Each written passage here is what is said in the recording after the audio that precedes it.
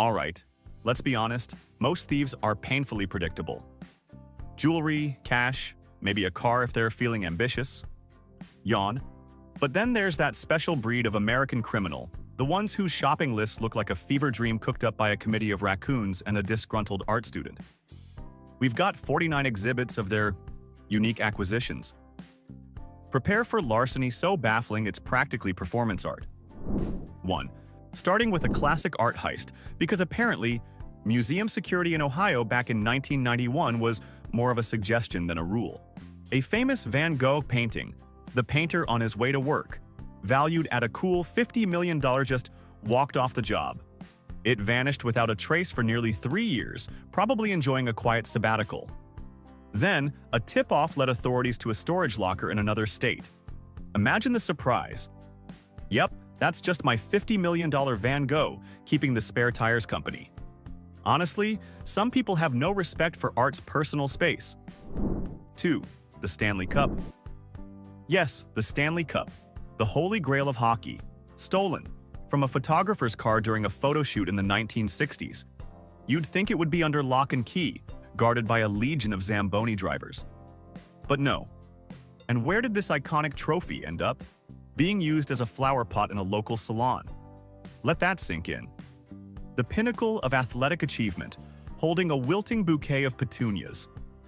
Today, the NHL understandably takes extra precautions, possibly involving laser grids and a very angry moose. 3. Some thieves aim for jewels, others for fully operational military hardware. In 1992, a helicopter was brazenly flown out of a military base in Arizona. This wasn't some clunker, it was a fully functional chopper. The thieves piloted it hundreds of miles before abandoning it. The aircraft was eventually found south of the border in Mexico, though the criminals had vanished like a desert mirage. One wonders if they left a note. Thanks for the loaner, Uncle Sam. Needed a quick getaway vehicle. 4. Museums in Nevada apparently have a thing for specific body parts. Thieves stole a preserved mummy's hand that had been on display for decades. This wasn't just any old hand, it was believed to have belonged to an ancient Egyptian pharaoh. The thief was caught a few months later, which is good. The bad news? The hand was never recovered. It remains a missing piece of a very strange puzzle. Perhaps it's out there, giving someone a very creepy high five from beyond the grave. 5. From ancient body parts to ancient technology.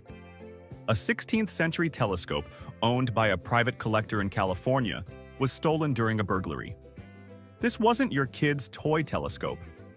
This instrument had witnessed some of the earliest astronomical discoveries and was valued at over $3 million. It was eventually found in a pawn shop. Imagine that transaction. Yeah, got this old tube thing? Probably good for bird watching. 3 million sound fair? Thankfully, Galileo's peephole was returned to its rightful owner. 6. In a Buddhist temple in California, thieves committed a truly un-Zen act by stealing a golden Buddha statue. This wasn't just gold-plated, it was solid gold, worth over $1 million. The thieves, clearly lacking any sense of karma or artistic appreciation, melted it down for cash. The statue was later recovered, but in pieces, which is just heartbreaking. The loss devastated the local community, and one hopes the thieves are now contemplating their life choices in a very small, uncomfortable room. 7. Over in Washington, a woman decided her child's bunk bed needed a serious upgrade. Her solution? Steal a massive playground slide and attach it. Police stumbled upon this ambitious DIY project during an unrelated investigation into stolen cars. You have to admire the audacity, if not the legality. Let's just say her attempt to win Parent of the Year via grand larceny didn't quite pan out. One wonders if she also considered a stolen merry-go-round for the living room. 8. If one helicopter wasn't impressive enough, how about a 5-ton decommissioned military helicopter stolen from an airfield in Oregon? This massive aircraft was moved by truck under the cover of night. The Predpoligate plan was to sell it for parts. It's unclear whether the thieves harbored secret dreams of flight or just had a really intense passion for oversized aviation scrap. Maybe they just wanted the ultimate garden ornament to scare away the squirrels. 9. Music history took a hit when a legendary 1960s electric guitar, once caressed by the hands of Jimi Hendrix himself, was stolen from a private collector in California. This wasn't just any guitar. It was valued at over $5 million, an iconic piece of rock and roll lore. It was later recovered after being sold to an unsuspecting buyer, who presumably had a moment of, "Wait a minute, this sounds suspiciously like Purple Haze played by an actual god," before returning it to the authorities. 10. Texas, where everything is bigger, including, apparently, the antique gun heists.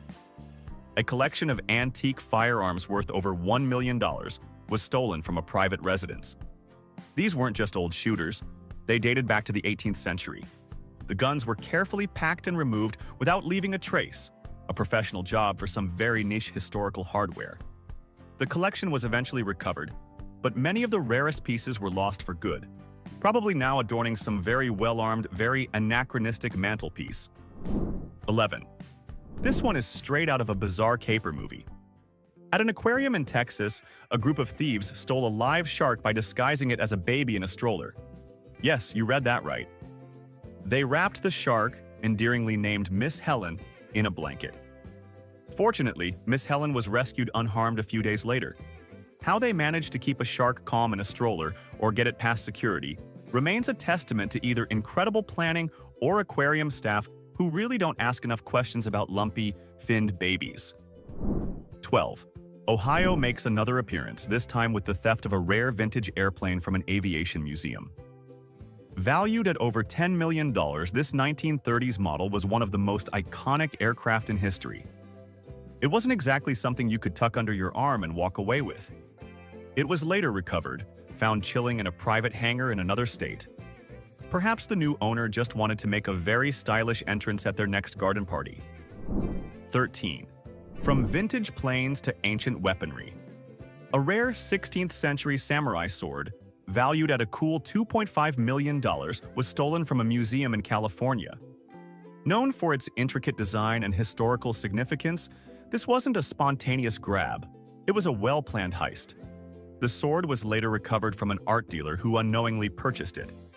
You'd think a 16th century samurai sword might raise a few red flags during an acquisition, but apparently not. 14. Florida, the gift that keeps on giving weird crime stories. A group of thieves stole an entire fleet of ice cream trucks from a distributor's lot. They didn't just joyride them, they repainted them and started selling snacks under a different name. Resourceful, if morally bankrupt. Police were tipped off when someone noticed an unusual concentration of suspiciously identical ice cream trucks in one neighborhood. Probably a turf war over who got to play the most annoying jingle. 15. California again, with another Buddhist artifact theft. This time, a priceless statue of Buddha, carved from jade and worth over $15 million, was stolen from a museum. This wasn't just old rock. It was believed to have been carved centuries ago, a significant cultural treasure.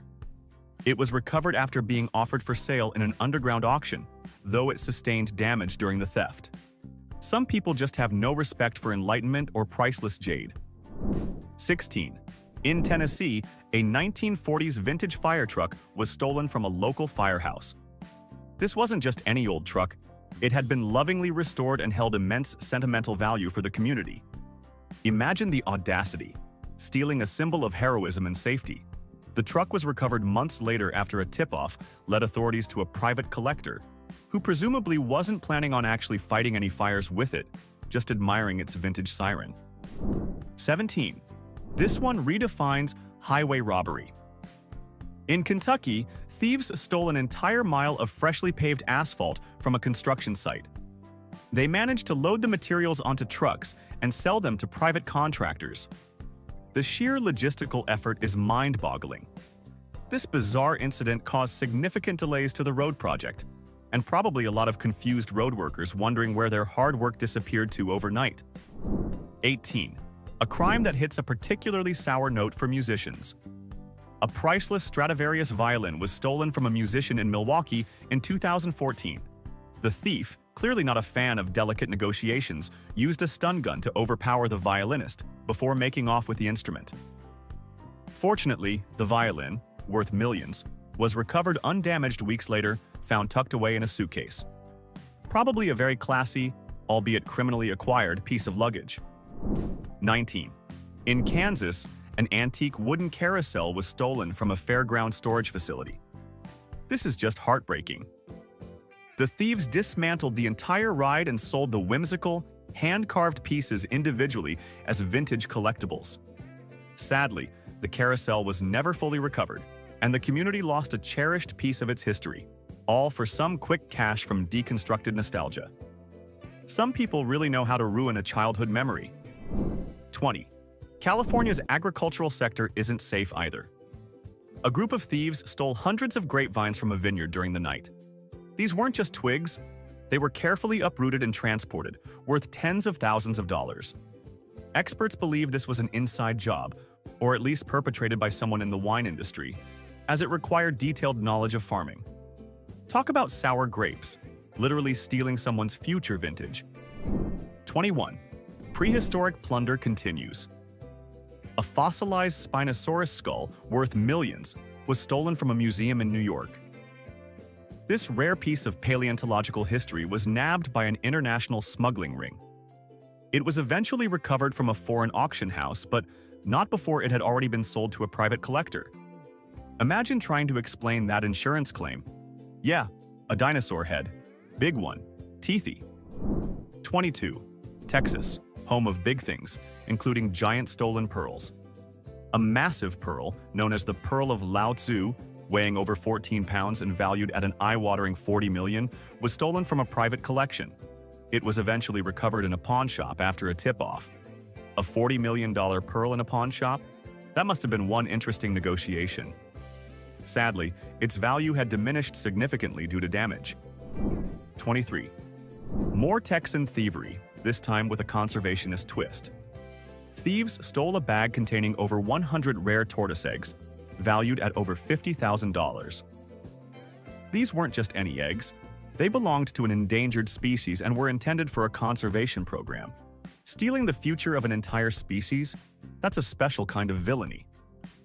Thankfully, the eggs were eventually returned to the wild after authorities received a tip.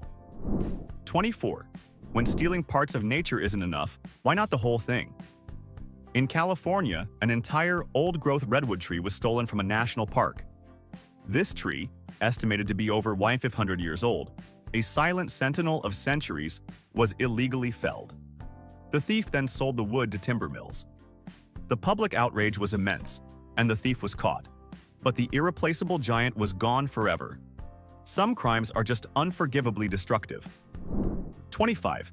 And for the animal lovers with a penchant for speed. In Florida, a prized racing greyhound was stolen from its kennel just days before a major competition. This canine athlete, worth tens of thousands of dollars, was later found unharmed in a nearby park. Authorities suspected rival gamblers were trying to nobble the competition, but no arrests were made. The dog probably had a more exciting adventure than any race it was scheduled for. 26. Ohio, a state apparently magnetizing bizarre agricultural crimes, strikes again.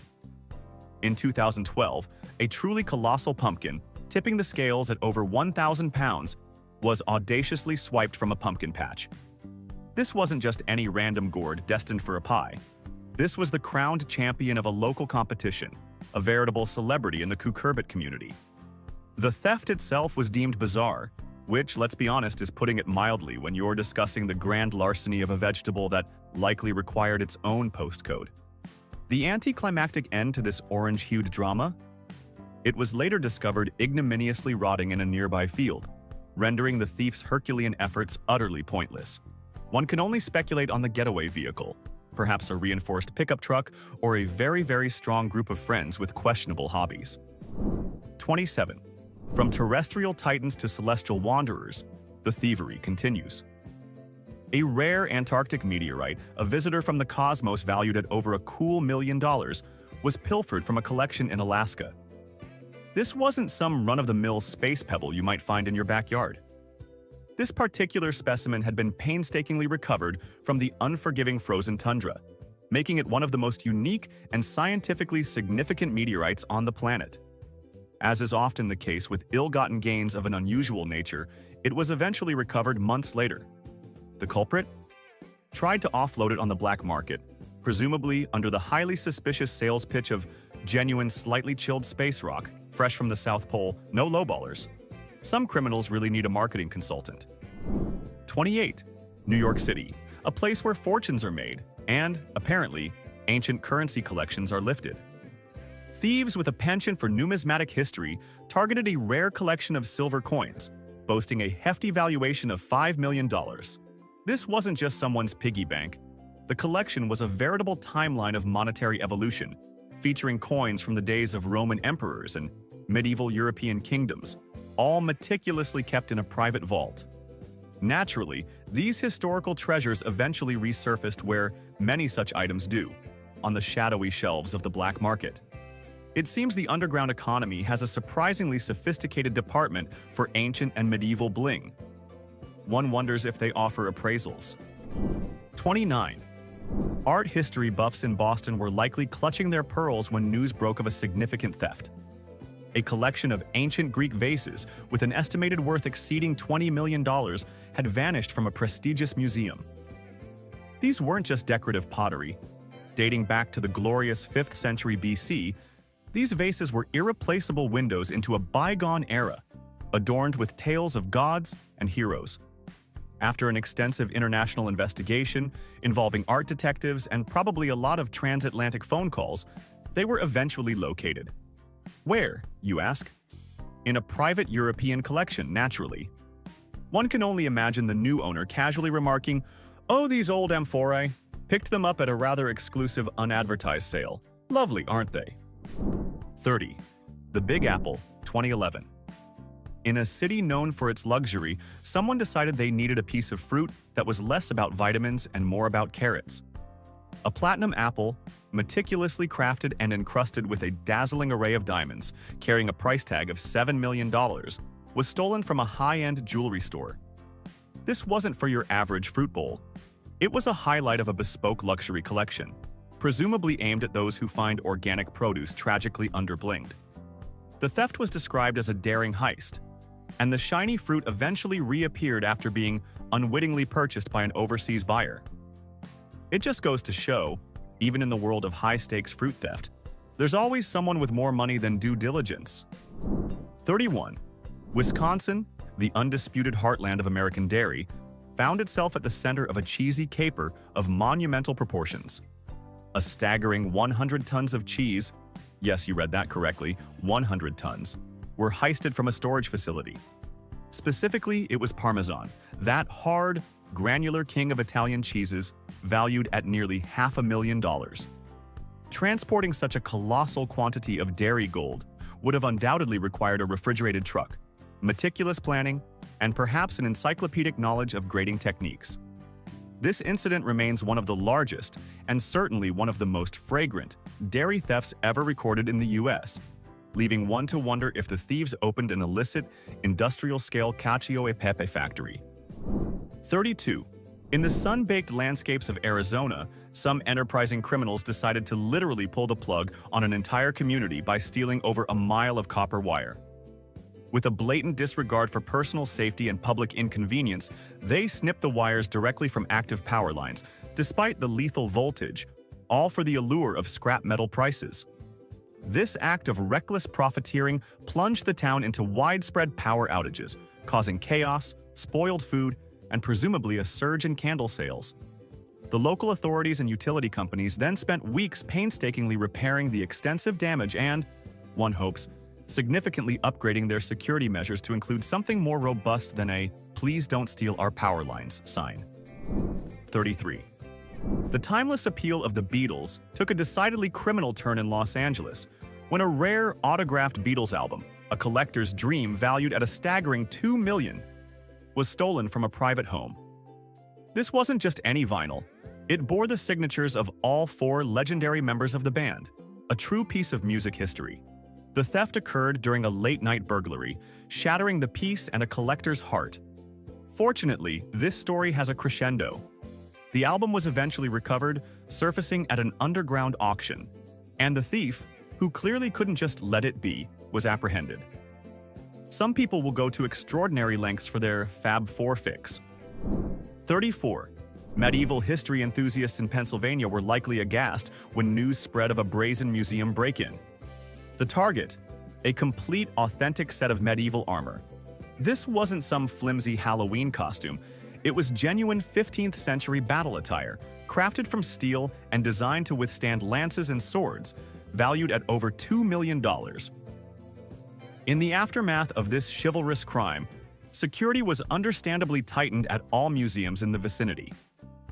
The armor itself was later discovered, not in a dragon's lair, but rather unceremoniously dumped in an abandoned warehouse, probably feeling very out of its historical context amidst modern detritus.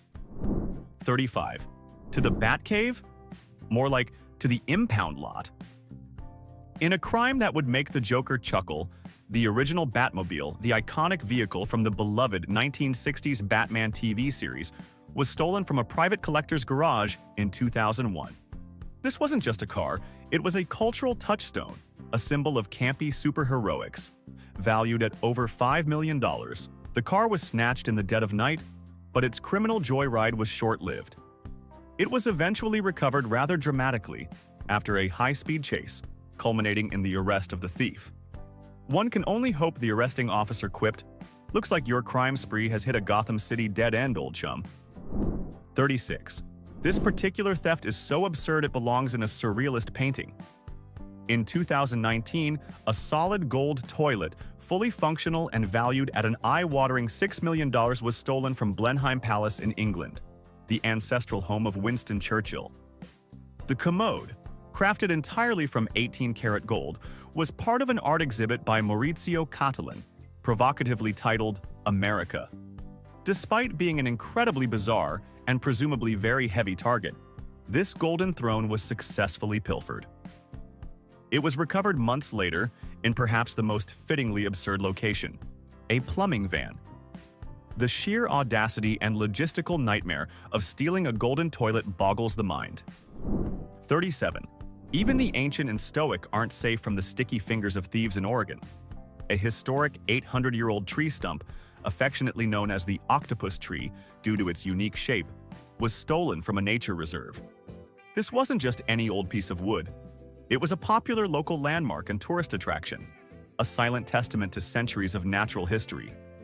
The culprits callously sawed the venerable stump into manageable pieces and transported it away, likely for some nefarious woodworking project. Its disappearance deeply saddened the local community, who viewed it as a cherished symbol of the area's rich arboreal heritage. 38. California's museums seem to be on a permanent high alert for art thieves. In another blow to cultural heritage, a rare and exquisite carved jade statue valued at over $8 million was stolen. This masterpiece, dating back to ancient China, was considered one of the most prized and significant items in the museum's extensive collection. After a painstaking investigation, it was eventually recovered, having been traced to an underground auction, a common venue for illicitly acquired treasures. Unfortunately, its journey through the criminal underworld had taken a toll, and its condition had visibly deteriorated. 39. This next crime created quite a buzz, literally. In California, a state heavily reliant on bee pollination for its almond industry, thieves targeted commercial beehives, making off with an estimated 7 million honeybees. These industrious insects, crucial for agriculture, were valued at around $200,000. The hives were loaded onto a truck in the dead of night and relocated, a logistical feat involving millions of potentially very uncooperative passengers. Luckily, most of the buzzing bounty was recovered after a tip-off to local authorities, preventing a sticky situation for local farmers. 40. Some people dream of driving a sports car. Others apparently dream bigger. Much, much bigger. In San Diego, a man managed to steal a decommissioned M60 Patton military tank from a storage facility and embarked on a destructive joyride through city streets. The 50-ton behemoth crushed cars, flattened fire hydrants, and generally wreaked havoc before police, presumably after a very tense standoff, finally managed to stop the rogue armored vehicle. Miraculously, no one was injured, but the trail of destruction left in its wake was massive, a testament to one man's incredibly poor decision-making and a surplus military vehicle. 41. Arizona seems to be a hotspot for both celestial visitors and those who wish to illegally acquire them. Thieves in the Grand Canyon state made off with a fragment of a rare meteorite, this one valued at over $2 million. This particular space rock, believed to have impacted Earth thousands of years ago, was a prized piece in a private collection, carefully stored and studied. It was later recovered after being sold to an unsuspecting rock collector, who probably thought they'd acquired a uniquely interesting paperweight, unaware of its extraterrestrial origins and astronomical market value. It pays to get your rocks appraised, folks. 42. Faster than a speeding bullet, more powerful than a locomotive, and apparently not immune to burglary. A rare, near-mint copy of Action Comics, number 1, the first appearance of Superman, valued at over $3 million, was stolen from a private collection in Florida.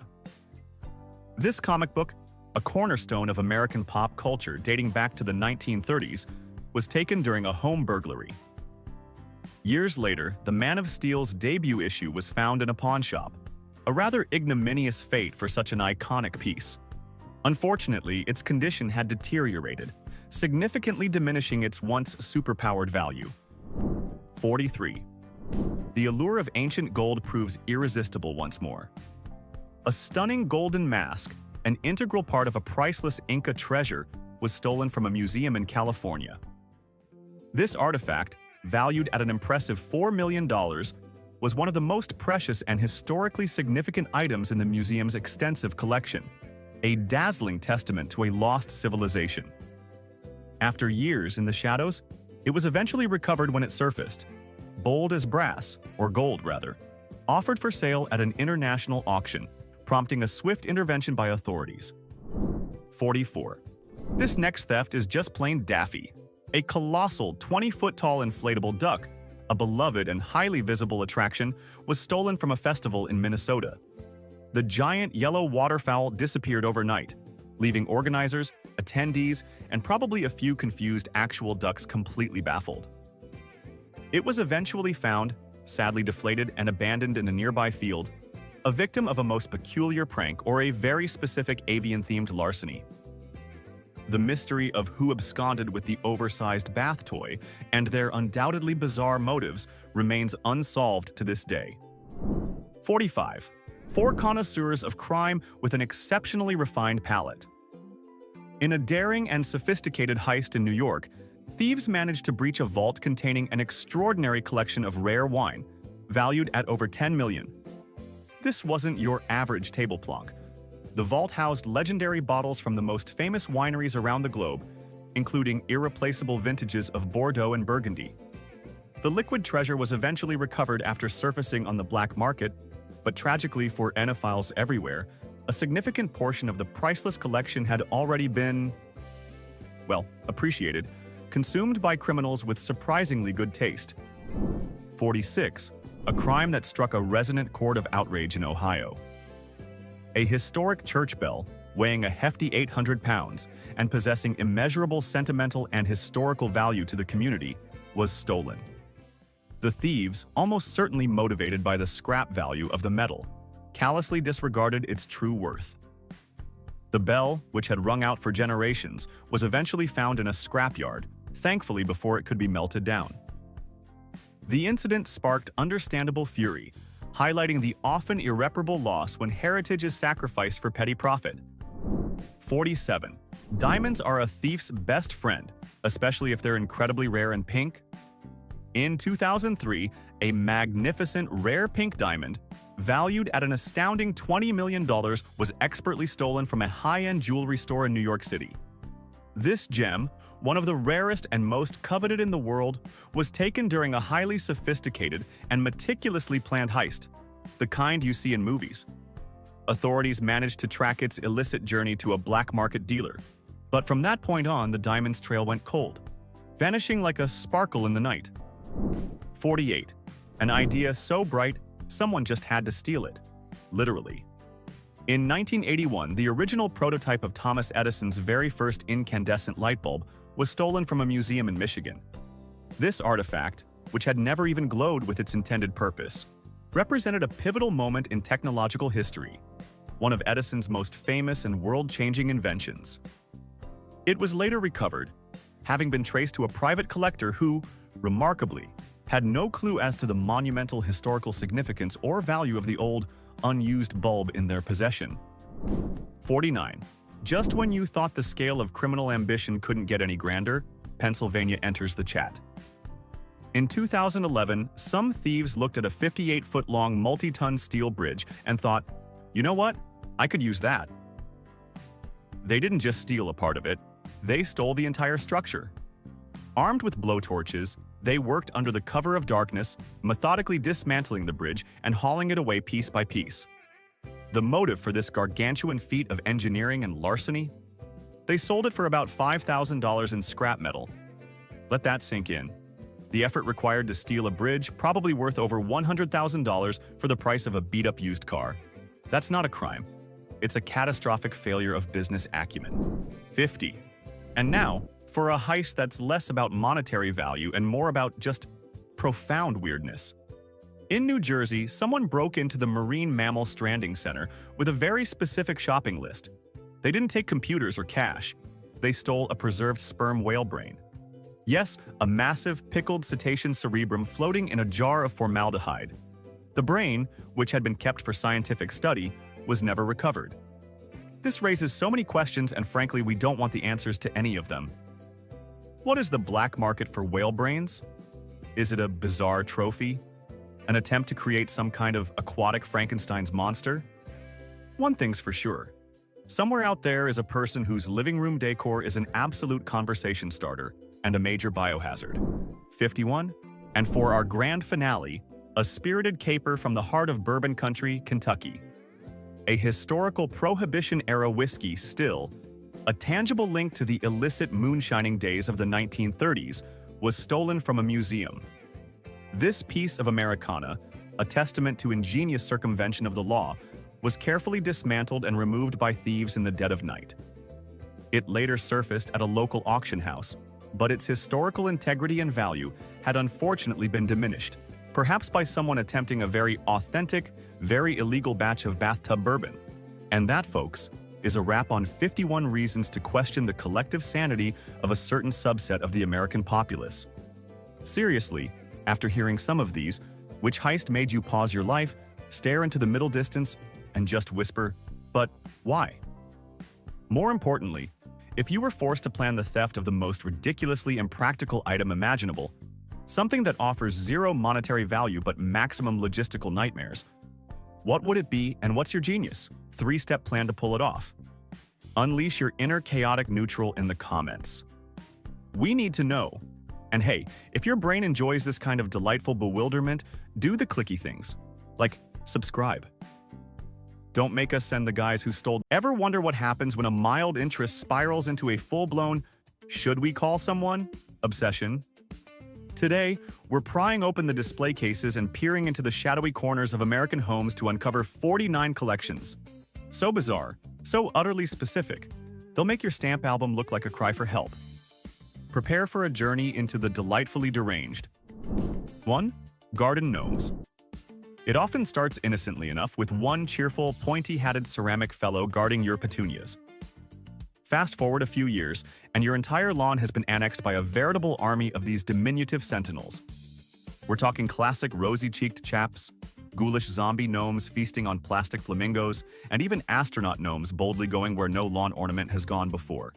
You tell yourself it's whimsical, a charming conversation starter. Your neighbors, however, are probably taking bets on when the gnomes will achieve sentience and demand tribute. It's a fine line between a hobby and a horticultural hostage situation. 2. Shoehorns.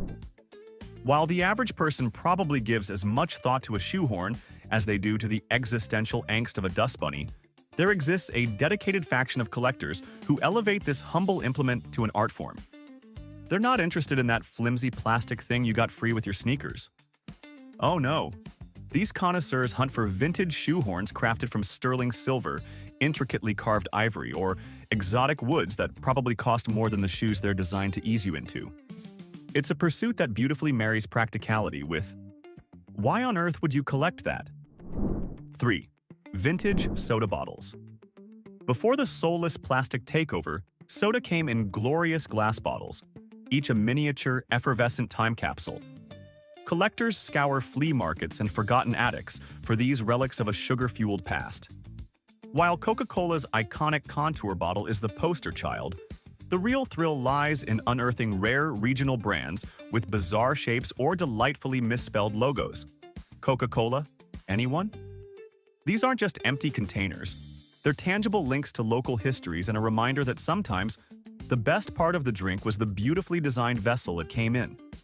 Plus, who doesn't love owning an error that's now worth a small fortune? 4.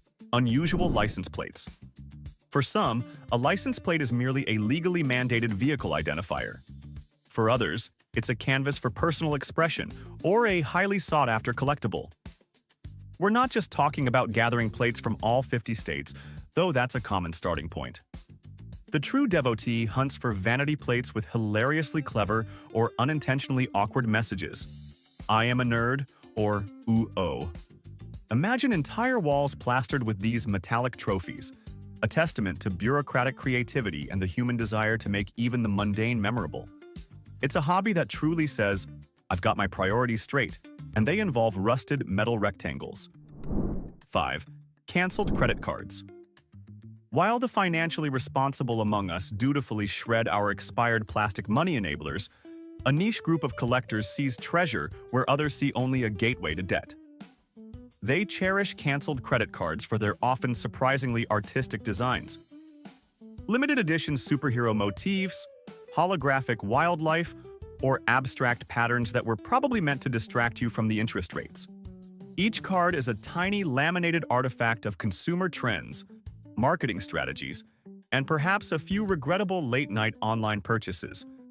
It's like curating a museum of your past financial decisions, for better or worse. 6. Sports team pennants.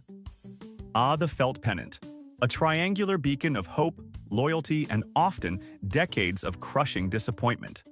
Collectors of vintage sports pennants are preserving a vibrant piece of athletic history, their walls adorned with the retro typography and bold, often faded, colors of teams from baseball, football, or even those obscure minor league franchises that folded after one glorious, loss-filled season. These aren't just decorations for a man cave. They're tangible symbols of unwavering devotion, tribal allegiance, and the eternal optimism that this year, finally, will be their year. Or not. 7. Buttons and pins. From political campaign slogans that now seem hilariously outdated to enamel pins celebrating obscure bands or cryptids, there's a button or pin for literally every fleeting interest or deeply held conviction.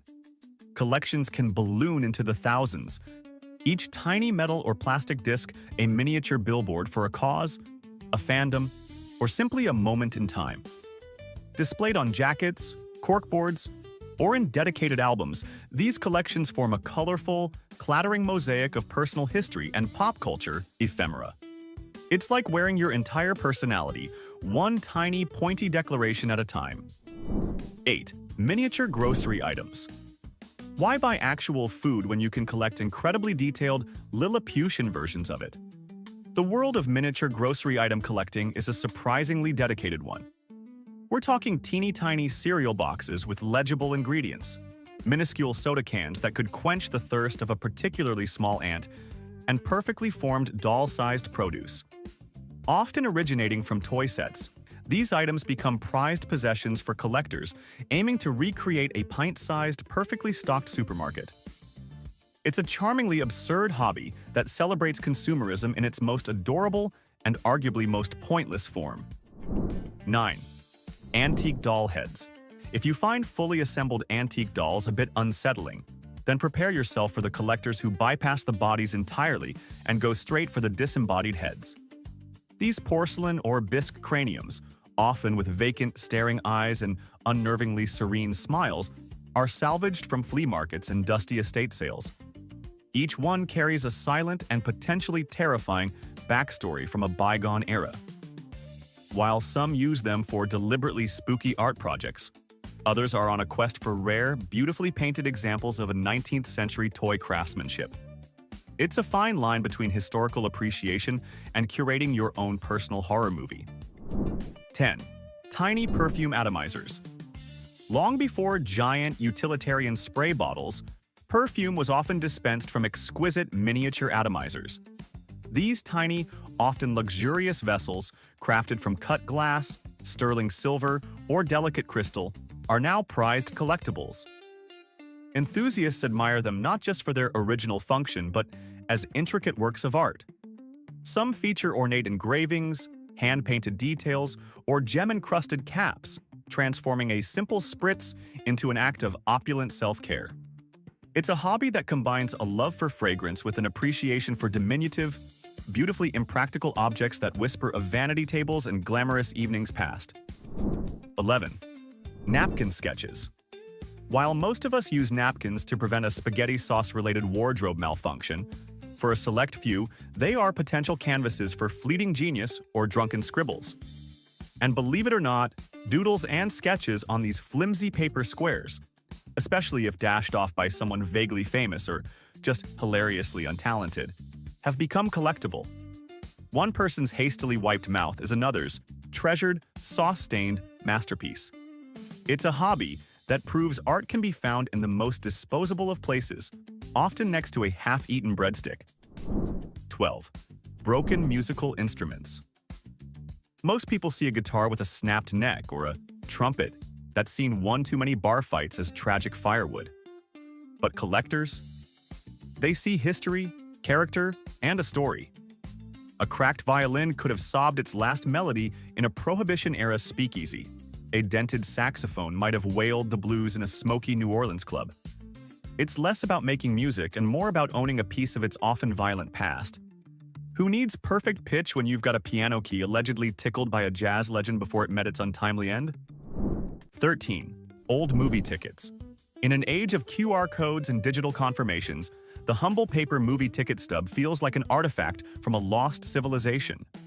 While most are destined for the landfill, some people meticulously preserve these flimsy testaments to cinematic experiences. Collectors aren't just after any old stub. They crave tickets from iconic premieres, like the first chaotic showings of Star Wars in 1977, or the grand, three-hanky debut of Gone with the Wind. Each one is a tiny faded portal to a specific darkened room, a shared gasp, or a collective groan at a terrible plot twist. 14. Old newspaper clippings. Before the internet vomited news at us 24/7, newspapers were the gatekeepers of history, one smudgy broadsheet at a time.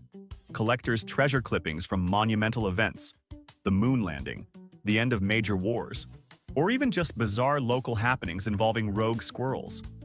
Rare editions, especially those boasting vintage advertisements for products that would now get you sued, are particularly prized. They are fragile time capsules, preserving not just facts but the very ink and paper of a moment, smelling faintly of yesterday's coffee and impending obsolescence. 15. Marbles with unique swirls. That satisfying clink, the hypnotic swirl of color. Marbles were the original fidget spinners, and for some, the obsession never faded. Collectors don't just want any old glass sphere. They hunt for rare cat's eyes, elusive onion skins, or sulfides, with tiny figures trapped eternally within. The intricate patterns, the subtle imperfections, the specific maker's mark, it's a universe of tiny spherical art.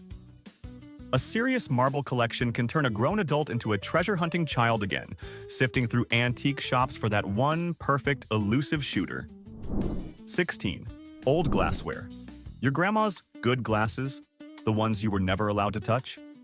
Yeah, people collect those and often far more obscure and fragile examples. Glassware from the early 20th century, particularly Depression glass in its surprisingly cheerful hues, or elegant, hand-blown Murano pieces that look like captured sunsets, are highly sought after. Collectors become experts in identifying patterns, colors, and the subtle tells of a specific era or maker. It's a hobby that combines a love for beautiful, breakable things with a constant, low-grade anxiety about dusting. 17. Celebrity-owned items. Why simply admire a celebrity from afar when you can own something they once touched, wore, or possibly sneezed on. From Marilyn Monroe's lipstick-stained coffee cup to Michael Jackson's single-sequined glove. The other one is probably in a different collection. These items are the holy grails for a certain type of fan. The more personal and intimate the item, a half-eaten sandwich, a discarded toenail clipping. Okay, maybe not that far, usually. The higher its perceived value and its ick factor for the rest of us. Its fandom turned into a high-stakes auction. 18. Handmade quilts. These aren't just blankets to keep you warm. They're intricate tapestries of completely different songs depending on who wound it up. Completely different songs depending on who wound it up. Most people would hear a sweet, gentle lullaby. But every so often, someone would turn the key and be met with a slow, deeply unsettling funeral march. To make things even weirder, one customer swore that when he listened, he heard the lullaby, but with a faint whisper underneath, saying his name. When he told the seller, the guy just nodded and said, "Yeah, that happens sometimes." That's not a sales pitch, that's a confession. 19. You buy a grandfather clock for its reliability. This one offered the exact opposite. A vendor was selling a beautiful old clock that refused to be wound, yet it would chime loudly at completely random hours of the day and night. The backstory? It belonged to an old man obsessed with timekeeping, who one day vanished without a trace. His family said the clock chimed one last time at exactly 3:14 p.m. on a Tuesday, and that was the moment he was last seen. It hasn't chimed since. So what you're buying isn't a timepiece. It's a piece of evidence in a century-old cold case that just happens to take up a massive amount of space in your hallway. 20. For every person who has ever felt the pure, unadulterated rage of a missing puzzle piece, this item is for you. Or maybe it's a warning. It was a single, solitary jigsaw puzzle piece, carefully preserved under a small glass dome like a holy relic. The handwritten tag next to it read, "The last piece, always." The seller was frustratingly vague, refusing to say where the rest of the puzzle was. His only explanation was, every time a puzzle is about to be finished somewhere in the world, this piece just appears here. So is this some kind of cosmic failsafe to prevent ultimate satisfaction? What happens if you actually find the puzzle it belongs to and put it in place? Does the universe end? 21. And now for a staple of bizarre Americana, questionable taxidermy. Someone in Texas was proudly selling what they claimed was a genuine two-headed squirrel. It was perfectly preserved, mounted on a plaque, and staring in two different directions at once with its glassy little eyes. The asking price was a cool $300. The seller's big promise was that it was guaranteed to be 100% real, a phrase which, in the world of flea market taxidermy, almost certainly means, "I am very good with superglue." Still, for the right person, it's not just a dead animal. It's an investment in future awkward conversations. 22. This next one is for anyone who enjoys being subtly gaslit by their own possessions. It was a broken porcelain doll with a small wind-up key in its back. The seller explained that when you wound it up, a music box inside its chest would play a soft, delicate lullaby. But there was a catch. It would only play when no one was looking at it. The absolute second you turned your head to see it, the music would instantly stop. You could hear it from the other room, but you could never, ever witness it happening. It's the perfect toy for a child you secretly want to drive to the brink of madness. 23. A used vampire hunting kit. The vendor, a man with tired eyes and jittery hands, was selling it for a surprisingly low price. This wasn't some cheap Hollywood prop. It was a heavy wooden box that smelled of dust and fear. The steak wasn't just sharp, there was a dark, flaky substance near the tip he refused to explain. The small bottle of holy water was half empty. The silver bullets weren't polished and shiny. They were dented and tarnished, as if they'd been hastily loaded and unloaded many times. The seller didn't describe it with excitement, but with a quiet warning. It works. That's the problem. The person who bought it didn't look like a collector. They looked like they had an urgent appointment. 24. And because no trip to the bazaar is complete without a stop in Florida, here we are. A seller had a pair of dentures displayed on a velvet cloth. His claim? These weren't just any old teeth, they belonged to an unnamed Hollywood actor from the golden age of the 1950s. While he offered zero proof, the vendor promised they were imbued with the spirit of showbiz. I'm sorry, but Nothing screams Hollywood glamour quite like a set of secondhand teeth that probably taste like regret and mothballs. It's the kind of celebrity memorabilia that makes you want to wash your hands just from looking at it. 25. In a dusty box of miscellaneous junk, there was a single playing card from a tarot deck so old it was practically disintegrating. It was the Fool. The card was weathered and torn, but that wasn't the weird part. The problem was the Fool's face. It wasn't static.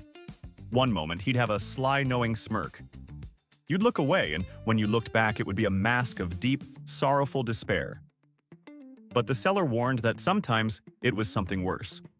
Sometimes the face was just a featureless blank, as if the Fool had simply walked out of the card, and you had the distinct, chilling feeling he was now somewhere in the room with you. It's less a piece of cardboard and more a tiny portable portal to Nopeville. 26. This next item proves that some secrets are hidden in plain sight. It was a standard-looking prosthetic leg from the mid-20th century, a little worn but otherwise unremarkable. But the seller, a guy who looked like he had at least 3 illegal side hustles, pointed out a hidden feature. With a quiet click, a spring-loaded panel on the calf opened up, revealing a spacious, hollowed-out compartment inside. The possibilities for its original use are endless, and mostly felonious. Was it for smuggling diamonds, hiding classified documents, or maybe just a very secure place to keep your lunch? Whatever its purpose, you have to admire the craftsmanship while seriously questioning the original owner's life choices. 27. Tucked between copies of Top Gun and Dirty Dancing was a blank VHS tape with a label written in a shaky, desperate hand. It said only 2 words: "Watch alone." The seller, a man with haunted eyes, refused to say what was on it. He just gave a grim warning. It's not for groups. It only works if you're the only one watching. It knows. That day, someone with more courage than sense bought it. The very next morning, the tape was back on the seller's table, looking exactly the same. The person who bought it? They were never seen again. So, for $5, you could buy a mystery movie where the price of admission was potentially your own existence. Seems fair. 28. It was a beautiful antique diary, filled from cover to cover with perfect, flowing cursive that spoke of a gentle, well-educated author. That is, until the very last entry. On the final page, the elegant script devolved into a frantic, barely legible scrawl, which was then violently scratched out with thick black ink. The seller had found it in an abandoned house and tried to decipher the words. He said he held the page up to a lamp and could only make out one terrifying phrase before the bulb above him flickered and died, plunging the room into darkness. Don't let it find you. You're not just buying a diary. You're buying the end of someone else's story and a very direct warning. 29. Among the grimy tools and chipped china sat a crisp, sealed manila envelope, looking strangely clean. The label, written in neat block letters, read, "Only open after midnight." The seller refused to say what was inside, adding only with a cryptic smile, "If you open it too soon, it won't work. You'll ruin it." Ruin what? Is it a magic spell that fizzles out? A secret inheritance that voids itself? Or is it just a coupon for a free breakfast that doesn't become valid until 12:01 a.m.? The ambiguity is the real horror. No one ever came back to the flea market to say what was inside. Maybe the secret was too good to share. Or maybe they're just too embarrassed to admit they waited all night to open a Denny's coupon. 30. A beautiful grandfather clock was for sale, with one persistent, infuriating problem. The seller, looking completely defeated by it, swore that it always stopped at exactly 3:33 a.m. He said he'd reset it every single day. He'd wind it, set the time perfectly, and every morning, without fail, he'd come downstairs to find the hands frozen at that exact time. That's half of the so-called devil's hour for those keeping score at home. No one knows why it did this. At that point, it's not really a clock anymore. It's a monument to a single, terrible minute. And for some reason, the seller thought someone else might want to inherit that very specific, twice-daily headache. 31. It was a cheerful-looking children's book from the 1960s about a group of animal friends on a picnic. But someone had gone through it with a black marker and a whole lot of malice. On every single page, the eyes of every character, the smiling bears, the friendly rabbits, even the cartoon sun in the corner, had been aggressively scribbled out, leaving nothing but dark, empty voids. The seller said he found it in an old attic, right next to a small wooden rocking chair that would still creak on its own when the room was empty. You're not just buying a defaced book. You're buying part of a very sad, very creepy scene. It's a package deal of despair. 32. And just to prove that Louisiana operates on a different plane of existence, one vendor was selling art. Not a painting, not a sculpture, but a full-sized taxidermy alligator. It was propped up in a lawn chair, wearing a pair of what looked like Ray-Ban sunglasses with an unlit cigar clamped firmly in its jaws. The vendor wasn't just selling a dead reptile. He was selling a piece of local legend. With immense pride, he declared, he was a legend in life, and now he's a legend in death. You just know that somewhere out there, there's a man cave with an empty corner and a wife who is about to be very, very disappointed in her husband's latest purchase. 33. Imagine finding a newspaper that is almost completely blank.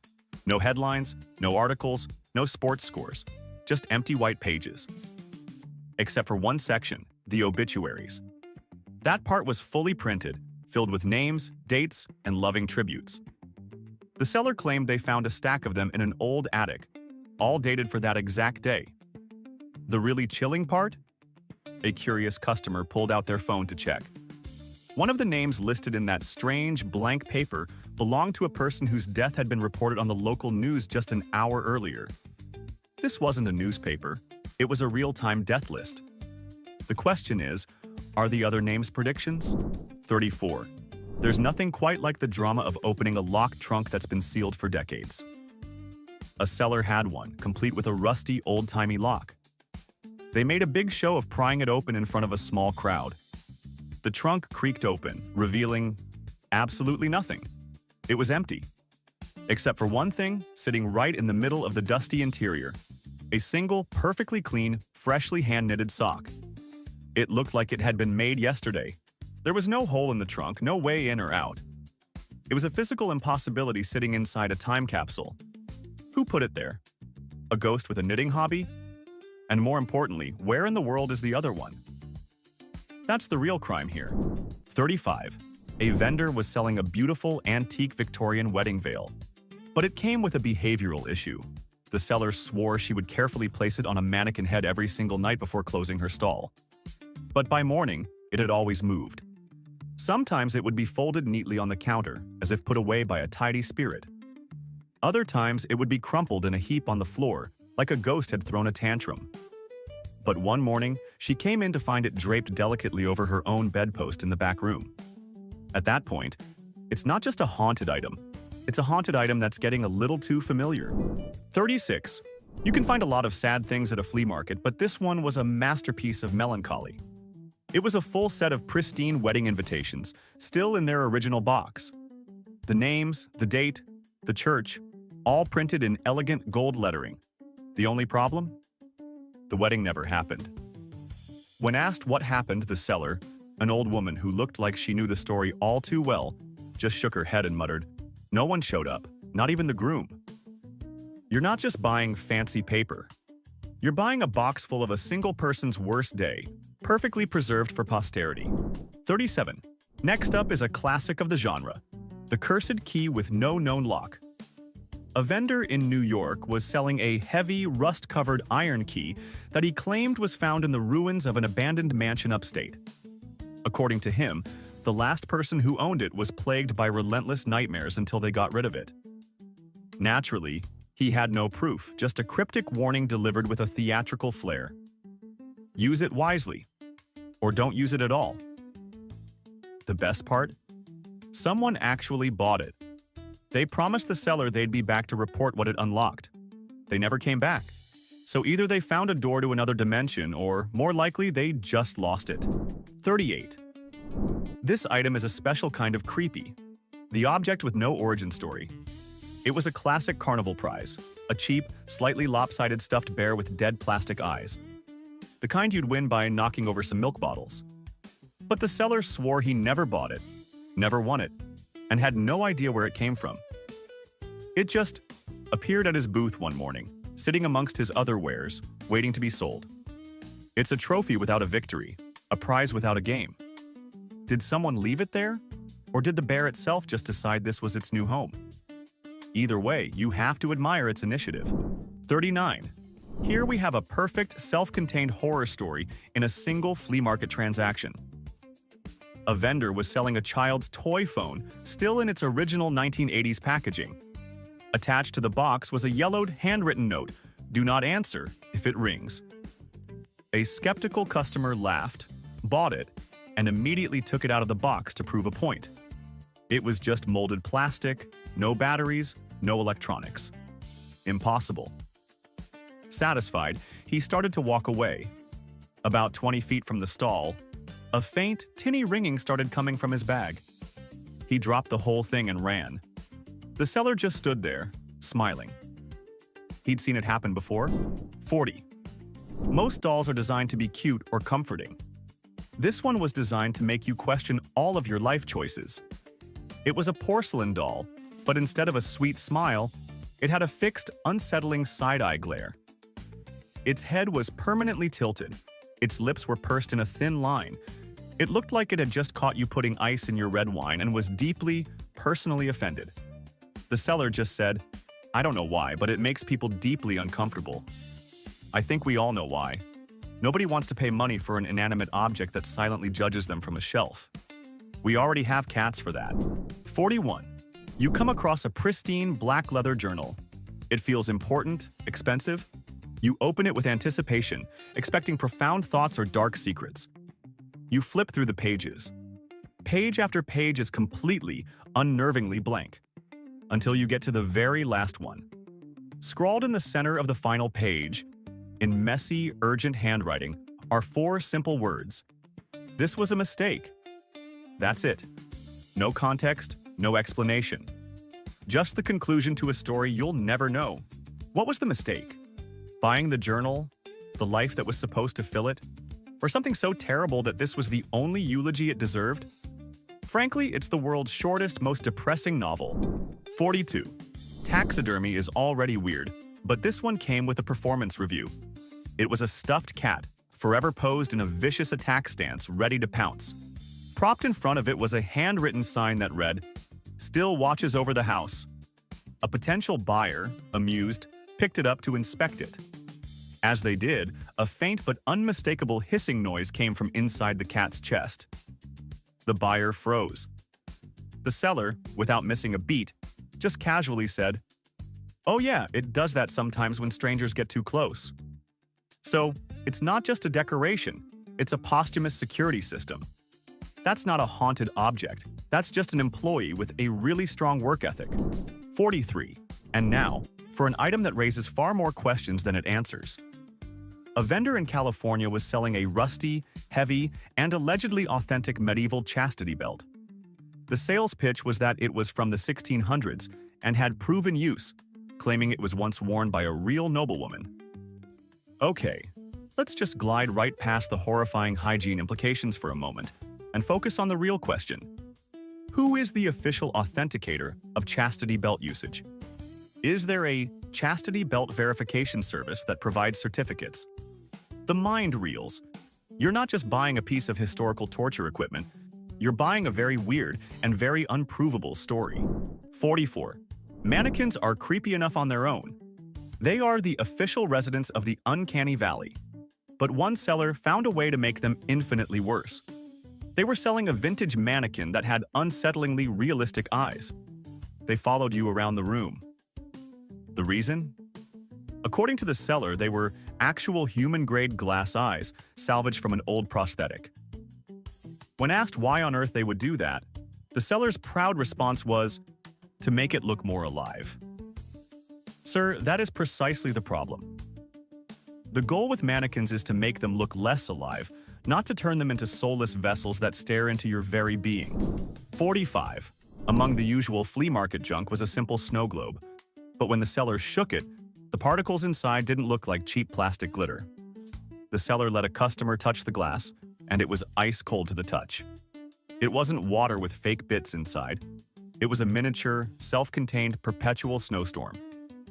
Baffled, one person finally asked the obvious question, "Where does the snow come from?"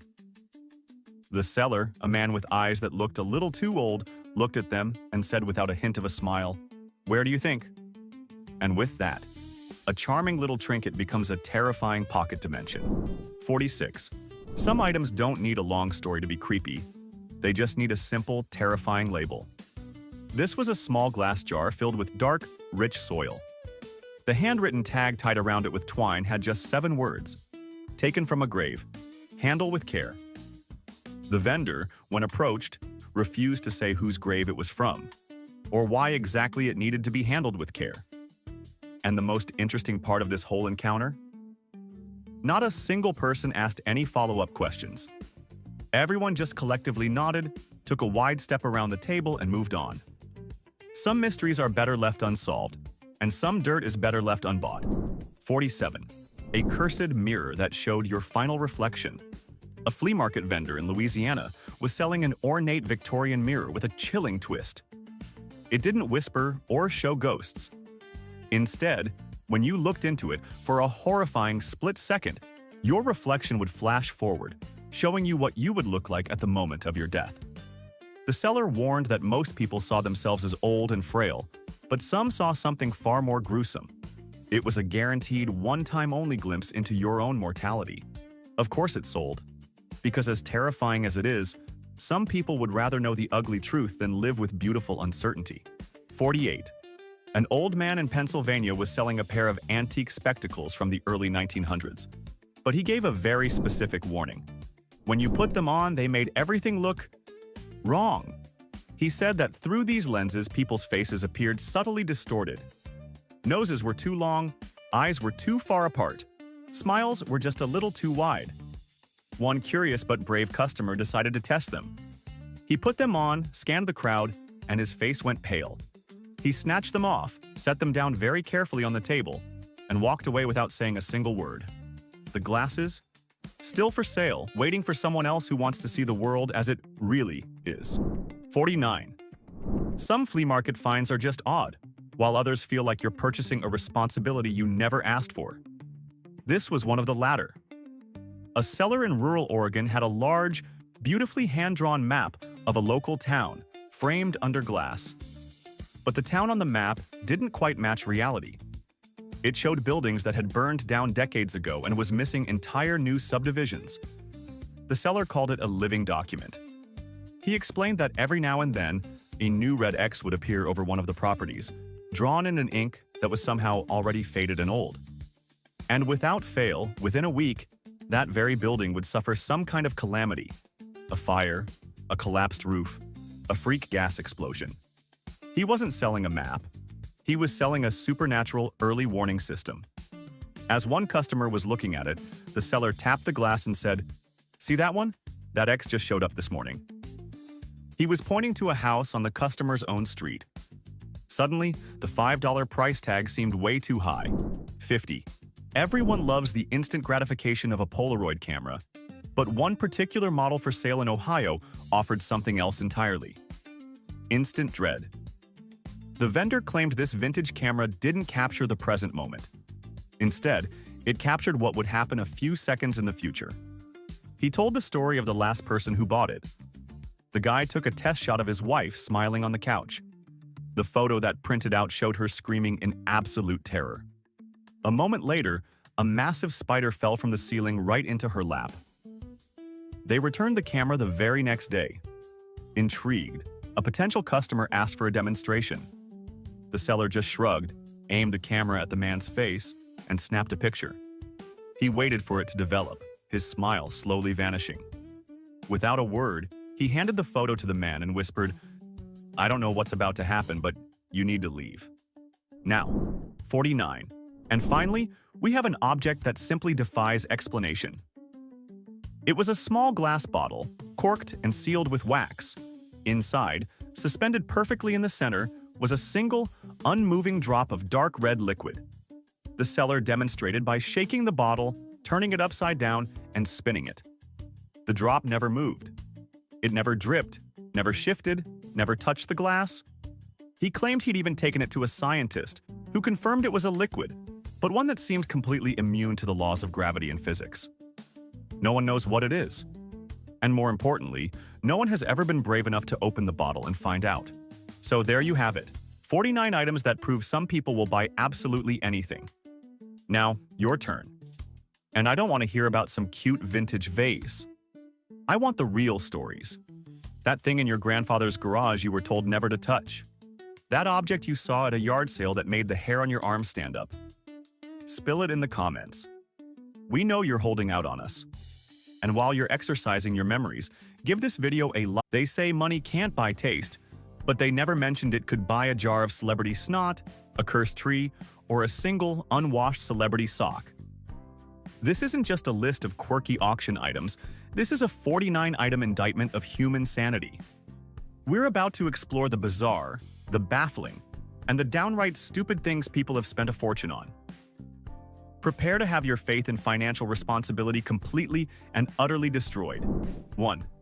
Let me get this straight. For $15,000, someone acquired a tire, not a set of 4, just one. And its claim to fame? It could have been on a car in a Fast and Furious movie. There was no photo, no Vin Diesel autograph, no lingering scent of cinematic nitrous oxide. The entire value was based on a verbal shrug. This isn't collecting memorabilia, it's a masterclass in selling pure, unadulterated hope attached to a piece of vulcanized rubber. The seller is a genius, and the buyer now owns the world's most expensive maybe. My garage is full of maybes. 2. We need to have a serious conversation about celebrity worship. It has officially gone too far. A used tissue, allegedly containing the mucus of actress Scarlett Johansson, sold for $5,300. Someone now owns a celebrity's cold. It's a genetic trophy, a piece of art composed of DNA and discarded germs. Can you imagine the owner showing it off? And over here next to the Monet is a carefully preserved remnant of a sneeze from an Avenger. It's less of a collectible and more of a biohazardous shrine that makes everyone who sees it question their friendship with you. 3. The wizarding world's magic is apparently strong enough to turn literal garbage into gold. Case in point, a pencil, chewed to hell and back on the set of a Harry Potter movie, fetched $3,500. It wasn't a prop wand. It wasn't used to write the screenplay. It was a stress chew toy for some anonymous actor. The logic here is baffling. For that price, you'd expect it to at least be able to cast a spell to fix the buyer's financial decision-making skills. But alas, it's just a piece of wood with tooth marks. A monument to spending a fortune on someone else's anxiety. 4. If you ever feel like you don't understand the art world, you're not alone. An artist taped a banana to a wall with duct tape and sold it for $120,000. It was hailed as a genius statement on something. Then, in an act of beautiful, chaotic justice, another artist walked up, pulled the six-figure fruit off the wall, and ate it. The gallery was horrified. The world was amused. This whole saga proves one thing. Art is whatever you can get away with, and sometimes the best art criticism is simply taking a bite out of the exhibit. 5. Some people dream of a bigger house or a faster car. Others dream of a 26-pound gummy bear. One such dreamer made their fantasy a reality for $8,900. This wasn't a treat. It was a confectionery Lovecraftian horror. Too big to eat, too sugary to survive, its only purpose was to exist as a testament to excess. It's probably sitting in a custom-built, climate-controlled case right now, slowly petrifying into a monument of regret, its soulless gelatin eyes forever judging the person who thought, "Yes, this is a wise use of my money." 6. Every good supervillain lair needs a conversation piece. For $14,000, one aspiring evil genius acquired the perfect item, a rock. But not just any rock. This was the alleged murder weapon from a century-old crime. You're not just buying a stone, you're buying a dark and morbid backstory. Forget a Rolex or a fancy car. This is how you signal that you have both disposable income and a complete lack of concern for social norms. It's the kind of home decor that tells your guests, "I appreciate history, especially the violent parts." 7. $12 million. For that price, you could fund a small nation, or you could buy a violin that Niccolò Paganini once played. This feels personal. I have things that I've touched, and no one is offering me millions for them. The pressure on the new owner must be crippling. Every time you pick it up, the ghost of Paganini is just floating over your shoulder, judging your vibrato. You're not just playing an instrument, you're trying not to disappoint a dead virtuoso. My old high school clarinet is now officially for sale as an instrument once ignored by a future legend. Bidding starts at $1 million. 8. A true masterpiece of capitalism took place when someone paid $3,200 for a snowball from a Yankees game. It was carefully collected, placed in a cryogenic container, and shipped overnight. The recipient then got to watch their expensive piece of sports history do what all snow does: melt into a pathetic, room-temperature puddle. Congratulations! You've purchased the world's most expensive water. This wasn't a transaction. It was a very expensive, very predictable science experiment about the states of matter. And the hypothesis was, this is a terrible idea. 9. Just when you thought taxidermy couldn't get any weirder, someone paid $8,500 for a stuffed frog playing a banjo. This is the kind of thing that exists in a weird corner of the internet and absolutely nowhere else. Until it ends up on your grandpa's mantelpiece. Taxidermists are no longer content with just preserving animals in lifelike poses. Now, they're giving them folksy middle-class hobbies. What's next? A squirrel doing its taxes? A badger learning to woodwork? This banjo-playing amphibian is the harbinger of a strange new world. 10. Forget human artists. The future of art is cephalopods. A painting created by an octopus where it literally just grabbed a brush and slimed some paint onto a canvas, sold for $10,000. It was hailed as a masterpiece of the abstract tentacleist movement. I, for one, welcome our new 8-armed artistic overlords. If this is what passes for high art, I've been foolishly wiping my dog's muddy paw prints off the floor instead of framing them and calling them primal canine expressions. I'm sitting on a gold mine. 11. That awkward moment when you spend $32,000 on a taxidermy two-headed calf and it arrives with a manufacturing defect. The second head wasn't fully formed. It was just a creepy, shrunken nubbin of a head, forever attached to its more handsome twin. It transforms the piece from quirky farmhouse decor to nightmare fuel you can't unsee. It's the kind of thing that silently watches you from across the living room. Its 2.5 eyes judging your life choices, starting with the one that brought it into your home. 12. You imagine owning a piece of the Hollywood sign. You picture a majestic, gleaming letter, a slice of cinematic history. The reality for one buyer, who paid $13,000, was a gnarled, rusty chunk of sheet metal that looks like it lost a fight with a lawnmower. It's a tetanus shot waiting to happen. The owner now has the distinct privilege of having to explain to every single guest, no, it's not scrap metal I found on the highway. It's art. From, that big sign. It's the ultimate lesson in managing expectations. 13. Most people spend their money trying to acquire good luck. One forward-thinking individual decided to spend $7,000 to purchase a cursed tree. This wasn't just a regular tree. This was a tree with a rap sheet, a history of bringing misfortune to those around it. They literally paid to have a source of bad juju planted in their yard. I don't understand the business model. It's like buying a car with no brakes because you like the thrill. I have a haunted toaster that only burns one side of the bread if anyone's interested. 14. In the pantheon of creepy celebrity memorabilia, this one deserves a special throne. A fan paid $40,000 for a toilet seat from one of John Lennon's former homes. Not a guitar, not handwritten lyrics. The very throne upon which the rock legend sat to, well, it's the ultimate invasion of privacy, purchased for the price of a luxury car. You can't use it. You can't comfortably display it. It's just a piece of wood, imbued with the faint, historical echo of a rock star's digestive system. 15. There's planned obsolescence, and then there's paying $7,500 for something that was obsolete from the start. Someone bought a single, non-functioning light bulb from a TV show set. This bulb's entire existence was a lie. It never shone. It never illuminated. It just hung there, a prop among props. The seller probably found it in a box labeled junk. This is an inspiration to us all. I'm now auctioning off my collection of pens that have run out of ink. They're not just empty pens, they're artifacts of concluded thoughts. 16. For a cool $15 million, you too can own a complete dinosaur skeleton. But hold on, this isn't a T-Rex or some other A-list prehistoric celebrity. This was the skeleton of a lesser-known dinosaur, the equivalent of the guy who played Thug Number 2 in a blockbuster film. You're paying a superstar price for an extra. It's a bold financial move, proving that if something is old enough and big enough, it doesn't matter how irrelevant it was. It's now priceless history. 17. In Manhattan, you can pay $3.2 million and get a penthouse apartment with a view of the city. Or you can spend that same amount on a single parking spot.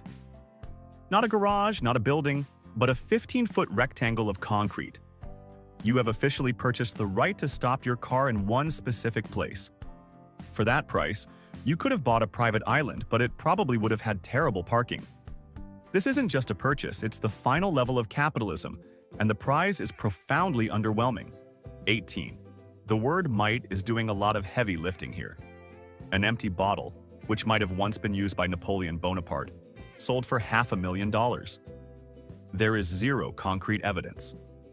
This isn't a historical artifact, it's a lottery ticket made of glass. The buyer paid $500,000 for the possibility of owning something cool. Imagine the anxiety.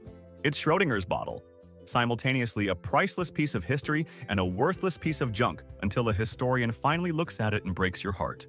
19. There's getting ripped off, and then there's this masterpiece of failure. A collector proudly spent $10,000 on what they believed was a genuine piece of the Berlin Wall. The thrill of owning a piece of Cold War history. The joy. Then came the crushing realization. It was a fake. It was just a regular, worthless piece of concrete, probably from a construction site in Ohio. This person didn't just buy a rock, they paid a premium for a fraudulent rock. That's not just a bad investment, that's an origin story. 20. We've all been there. You're redecorating your mansion. You've got the priceless paintings, the marble statues, but something is missing. What you need, obviously, is a taxidermied tarantula playing a miniature violin. That's the only logical explanation for why this 8-legged maestro sold for $3,700. It is a monument to bizarre taste. It doesn't play music, it doesn't move. It just sits there, silently judging you with all 8 of its eyes. A tiny, furry, and deeply unsettling addition to your home. 21. Steven Spielberg has created some of the most magical moments in film history. This is not one of them. Someone paid $3,500 for a pencil sharpener he used on set. That was, and this is the best part, broken. It had one job, to sharpen pencils, and it couldn't even do that. It is a monument to failure, an artifact of a moment when a pencil remained dull. Because it was once touched by genius, its incompetence is now worth thousands of dollars. I have a broken can opener that I'm now calling a culinary relic. 22. An Italian artist has achieved the American dream. He sold absolutely nothing for $1,800.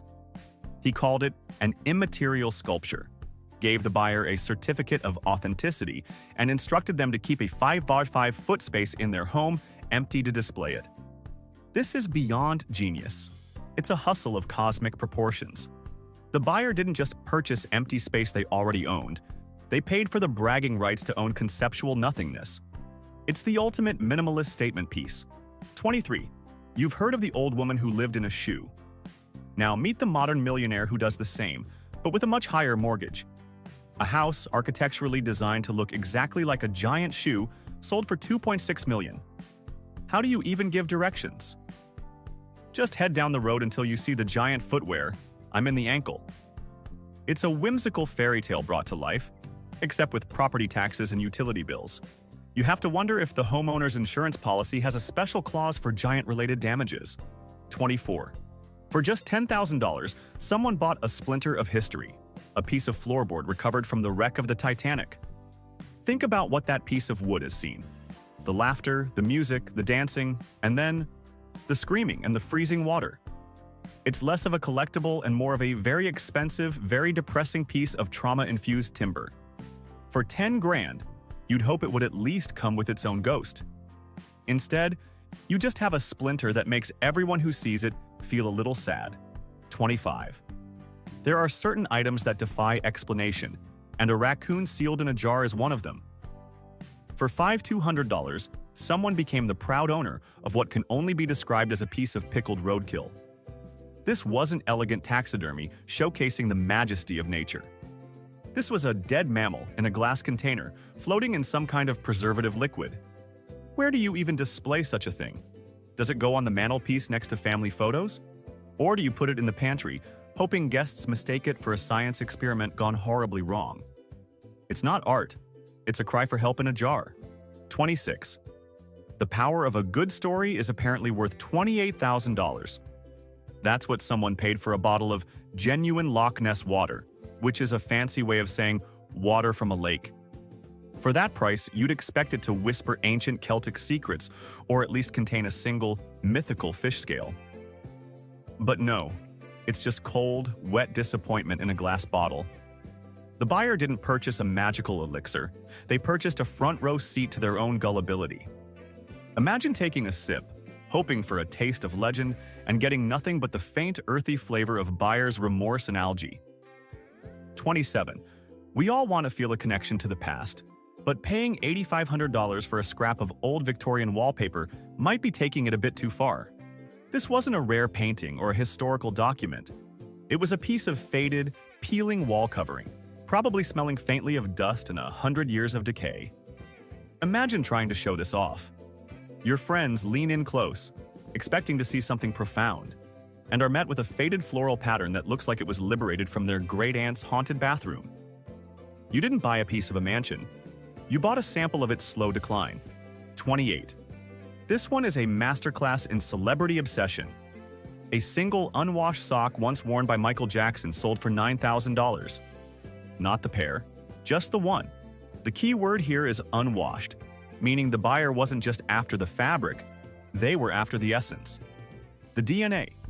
The literal sweat of a legend. What do you even do with such a relic? Do you frame it? Do you occasionally open the case and take a nostalgic whiff? It's a level of fandom that borders on a biological specimen collection.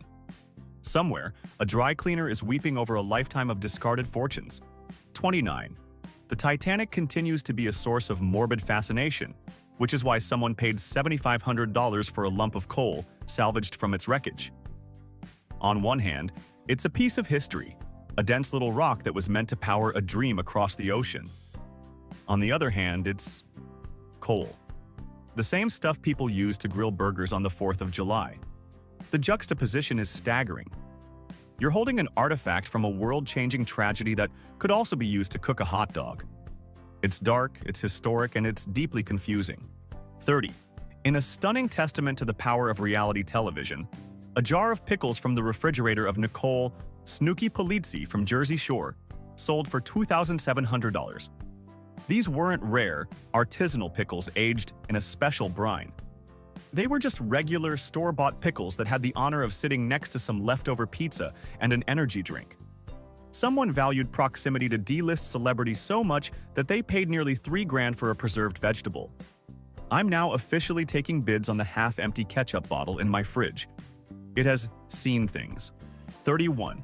Your daily grooming routine is pathetic compared to that of a 9th century Viking. Or at least, that's what the buyer of a $68,000 ceremonial Viking beard comb must believe. This wasn't just a comb, it was an artifact that had likely been dragged through the tangled, sea salt-encrusted facial hair of a Norse warrior. You could buy a luxury car for that price. Instead, this person chose to own a 1,000-year-old tool for managing beardruff. It proves that some things, like extravagant spending on personal hygiene, are truly timeless. 32. The irony here is so thick you could build a hotel on it. An original Monopoly game from the 1930s sold at auction for $146,500. The game was initially created by Elizabeth Maggi as a warning against the evils of land grabbing and wealth disparity. It was a protest piece. Now, centuries later, it has become a luxury collectible so expensive that only the very capitalists it was designed to criticize can afford it. Mr. Monopoly himself couldn't have written a more perfect punchline. The game didn't just teach the lesson, it became the lesson. 33. For the person who has everything except common sense, I present the vintage bar of soap that sold for $4,700. This wasn't a modern, diamond-dusted luxury soap. This was a bar of soap over a century old. Do you know what happens to soap after 100 years? It fossilizes. It becomes a useless, scentless rock. You can't wash with it. You can't even get a decent lather. The buyer paid $5,000 for a decorative brick of solidified fat that serves as a permanent reminder of a very clean, very bad decision. 34.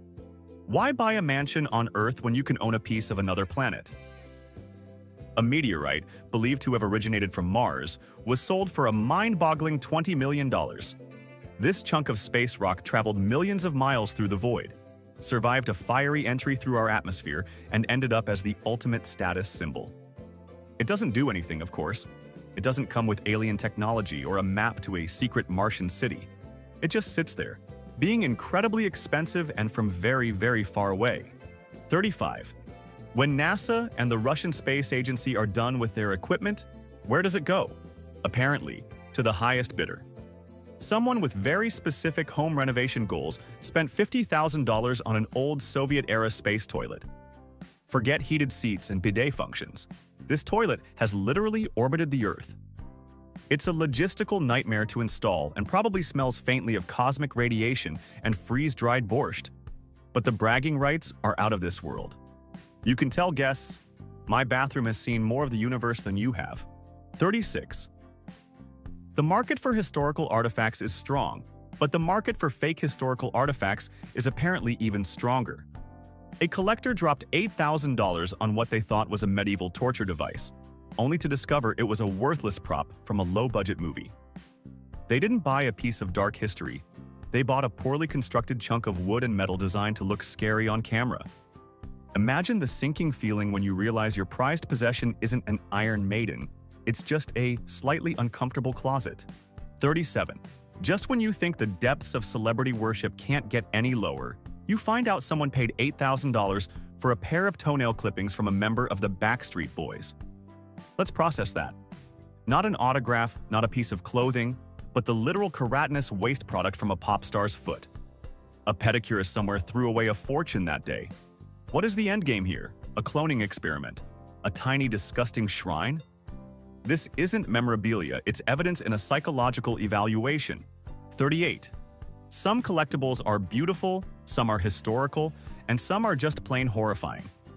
In a sale that should have been a medical waste disposal, someone paid $5,500 for an actual human kidney stone. A person endured excruciating pain to pass this calcified nugget of agony, and another person decided, yes, I would like to own that. It's a piece of someone's internal suffering, now mounted and displayed like a precious gem. This isn't fine art. It's what happens when a horror movie and an auction house have a baby. 39. The internet is a place of wonder and profound stupidity.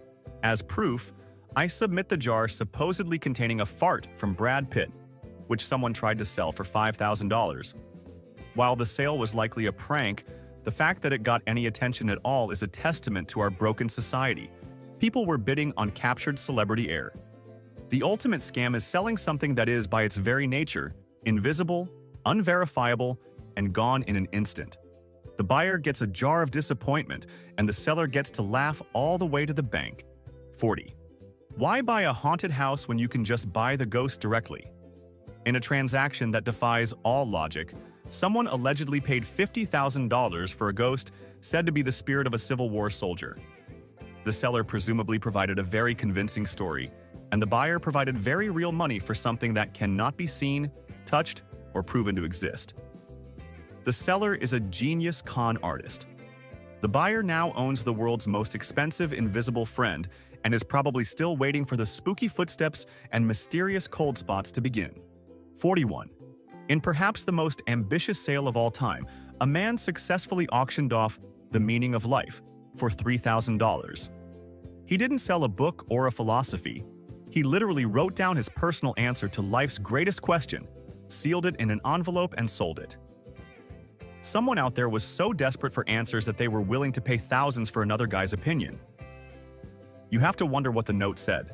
Probably something like, "The meaning of life is to convince someone to give you $3,000 for a piece of paper." 42. Some people collect fine wines. Others collect rare stamps. And then there are the people who spend $40,000 on a lump of petrified whale vomit. That's right, a chunk of ambergris. a waxy, flammable substance formed in the intestines of a sperm whale, sold for the price of a down payment on a house. While it's highly valued by perfumers for its unique scent, let's not sugarcoat it. Someone paid a fortune for a hardened piece of intestinal sludge that washed up on a beach. It's the ultimate oceanic treasure, if your definition of treasure is valuable puke. 43. The obsession with royalty knows no bounds. After the wedding of Prince William and Kate Middleton, an actual, single Brussels sprout from the dinner reception was auctioned off for $500. A vegetable. Someone paid more than the price of a new iPhone for a leftover cruciferous green that a royal might have looked at. Imagine the flex at your next dinner party. Oh, you have a bottle of vintage champagne? That's nice. I have a shriveled, historically significant sprout. It's less of a collectible and more of a cry for a knighthood. 44. This item is the perfect storm of presidential history and agricultural absurdity. A single peanut, personally signed by former U.S. President and one-time peanut farmer Jimmy Carter, was sold at auction for $6,000. The mind reels with questions. How do you sign a peanut without it crumbling? And who decides that this fragile signed legume is worth more than a used car? If this is the new standard for presidential memorabilia, I'm waiting for a potato signed by Dan Quayle to hit the market. It would be a historic moment for spelling. 45. A lock of Elvis Presley's hair sold for an astonishing $115,000. We're talking about a small clump of dead follicles, snipped from the head of the king, now worth more than the average American home. What is the plan with this purchase? Do you put it in a locket? Do you attempt some sort of Jurassic Park-style cloning experiment to bring back Elvis for one final tour?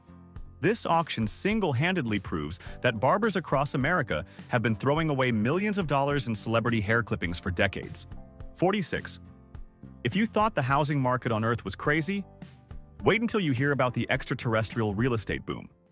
Someone shelled out $25,000 for a plot of land on Mars. This wasn't a NASA-sanctioned deal. It was a novelty certificate from a company that has absolutely no legal claim to another planet. They essentially bought a piece of paper that says they own a patch of red dust 140 million miles away. But hey, at least they'll be ready when humanity finally colonizes the solar system. They're not just a homeowner, they're an intergalactic landlord. 47. For the person who has literally everything, there's only one thing left to buy: a solid gold toilet. An artist created a fully functional 18-karat gold toilet and sold it for $1.2 million. It's not more comfortable, it's not more efficient, but it is a spectacular way to flush your money away. Literally. It's the ultimate statement of wealth and questionable taste. A golden throne that serves as a daily reminder that you have so much money you don't know what to do with it anymore. 48. Some historical documents tell a story of triumph. This one tells a story of imminent doom. A letter written by a passenger aboard the Hindenburg airship just before it erupted into a catastrophic fireball, sold for $125,000. The piece of paper itself survived one of the most infamous disasters of the 20th century. It's a chilling and profoundly sad artifact, a final message from a moment frozen in time. Owning it seems less like a collector's hobby and more like being the curator of a very specific, very tragic ghost. 49.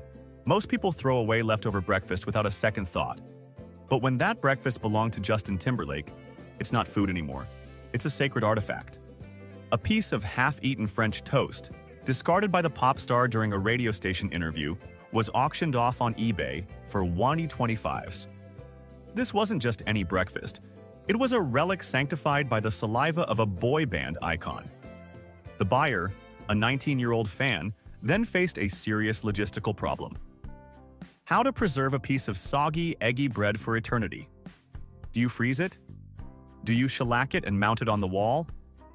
It's less of a snack and more of a holy artifact, the Shroud of Turin for the TRL generation, proving that one person's trash is another's $1,000 rapidly decaying treasure.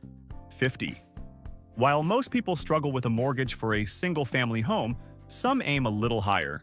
Like, I'll take the whole town, higher. For over $1 million, a winning bidder on eBay became the proud owner of Bridgeville, California. All 83 acres of it, complete with a few houses, a post office, and its very own cemetery. This isn't a video game. You don't just get to be the mayor by default. You become the landlord, the groundskeeper, and the person everyone complains to when the plumbing acts up. The dream of being a benevolent town owner quickly soured into a nightmare of maintenance and buyer's remorse, which is why the town has been put up for sale multiple times since. It's less of a real estate investment and more of a very expensive, very stressful hot potato. 49. And finally, we arrive at the logical conclusion of this list. A used coffin sold for $4,800. Let's be very clear. This was not a prop. This was not an antique that was never used. This was a pre-owned final resting place. The listing assured buyers that the previous occupant had been relocated. The questions are endless and all of them are terrifying. Who buys a used coffin? And more importantly, why was it vacant? This isn't just a weird auction item, it's the opening scene of a horror movie. And there you have it. 49 reasons to feel significantly better about your own Amazon impulse buys. Now, the floor is yours and I want honesty. What's the most useless, absurd, or downright idiotic thing you have ever spent your hard-earned money on? Don't hold back. This is a safe space for financial regret. And the most spectacularly bad purchase gets my eternal yet completely worthless respect. If this video helped restore your faith in your own sanity, prove it by hitting the like button and subscribe for more evidence that we're all doomed. You walk around every day confident in your knowledge of the world. But what if I told you that your brain is basically a hard drive cluttered with bad data, outdated facts, and pure nonsense? Don't feel bad. It's not entirely your fault. Well, mostly. Today, we're running a system diagnostic on 49 of those deeply ingrained lies you probably still believe are true. 1. The sloth has been unfairly slandered as nature's laziest creature, the poster child for doing absolutely nothing. But that's just not true. Sloths actually sleep about 10 hours a day, which is less than the average house cat and, let's be honest, probably less than you on a lazy Sunday. Their famously slow movement isn't a sign of apathy. It's a highly evolved genius-level survival strategy to conserve energy and avoid being noticed by predators. While other animals waste energy running around, the sloth is playing the long game, a master of Zen-like efficiency. They're not lazy, they're just too smart for the daily grind. 2. Here's a classic piece of gothic horror we've all heard. When you die, your hair and fingernails continue to grow, as if life is stubbornly clinging on. It's a fantastic image for a B-movie, but the reality is much more mundane and just a little bit gruesome. Your body isn't planning a posthumous manicure. What actually happens is simple dehydration. As the skin loses moisture, it shrinks and retracts, pulling back from the nail beds and hair follicles. This creates the illusion of growth. It's not life after death, it's just biology's final, boring prank. 3. Every kid has imagined dropping a penny from the top of the Empire State Building, picturing it transforming into a deadly copper projectile. The urban legend claims it could kill a pedestrian below.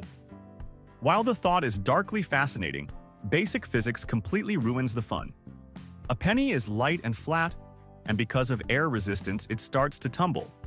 It would top out at a pathetic 25 to 30 miles per hour before hitting the ground. It would certainly sting and ruin someone's day, but it wouldn't be lethal. Still, that's probably not a scientific theory you want to test in front of a crowd. 4. The image of a Viking warrior with a massive horned helmet is burned into our collective consciousness. It's also completely wrong. This iconic look has zero historical basis and was actually invented in the 19th century by a costume designer for a Wagner opera. Real Vikings would have found horns to be a tactical nightmare. Imagine trying to fight in the tight confines of a shield wall with giant horns getting tangled in ropes, doorways, or worse, another Viking's beard. They were fearsome plunderers, not extras in a theatrical production. 5. For decades, the toilet seat has been publicly shamed as the pinnacle of household filth. We arm ourselves with industrial-strength cleaners to fight the battle on the porcelain throne. But you have been aiming your disinfectant at the wrong target. The most disgusting, bacteria-infested item in your entire house is almost certainly the innocent-looking sponge in your kitchen sink. That porous little square is a 5-star all-inclusive resort for germs, a microbial cesspool that you cheerfully use to wipe down the very surfaces where you prepare your food. 6. the lone wolf, silhouetted against a full moon, letting out a soulful howl. It's a powerful, romantic image that's been used in countless movies and books. It's also a complete human invention. Wolves do not howl at the moon.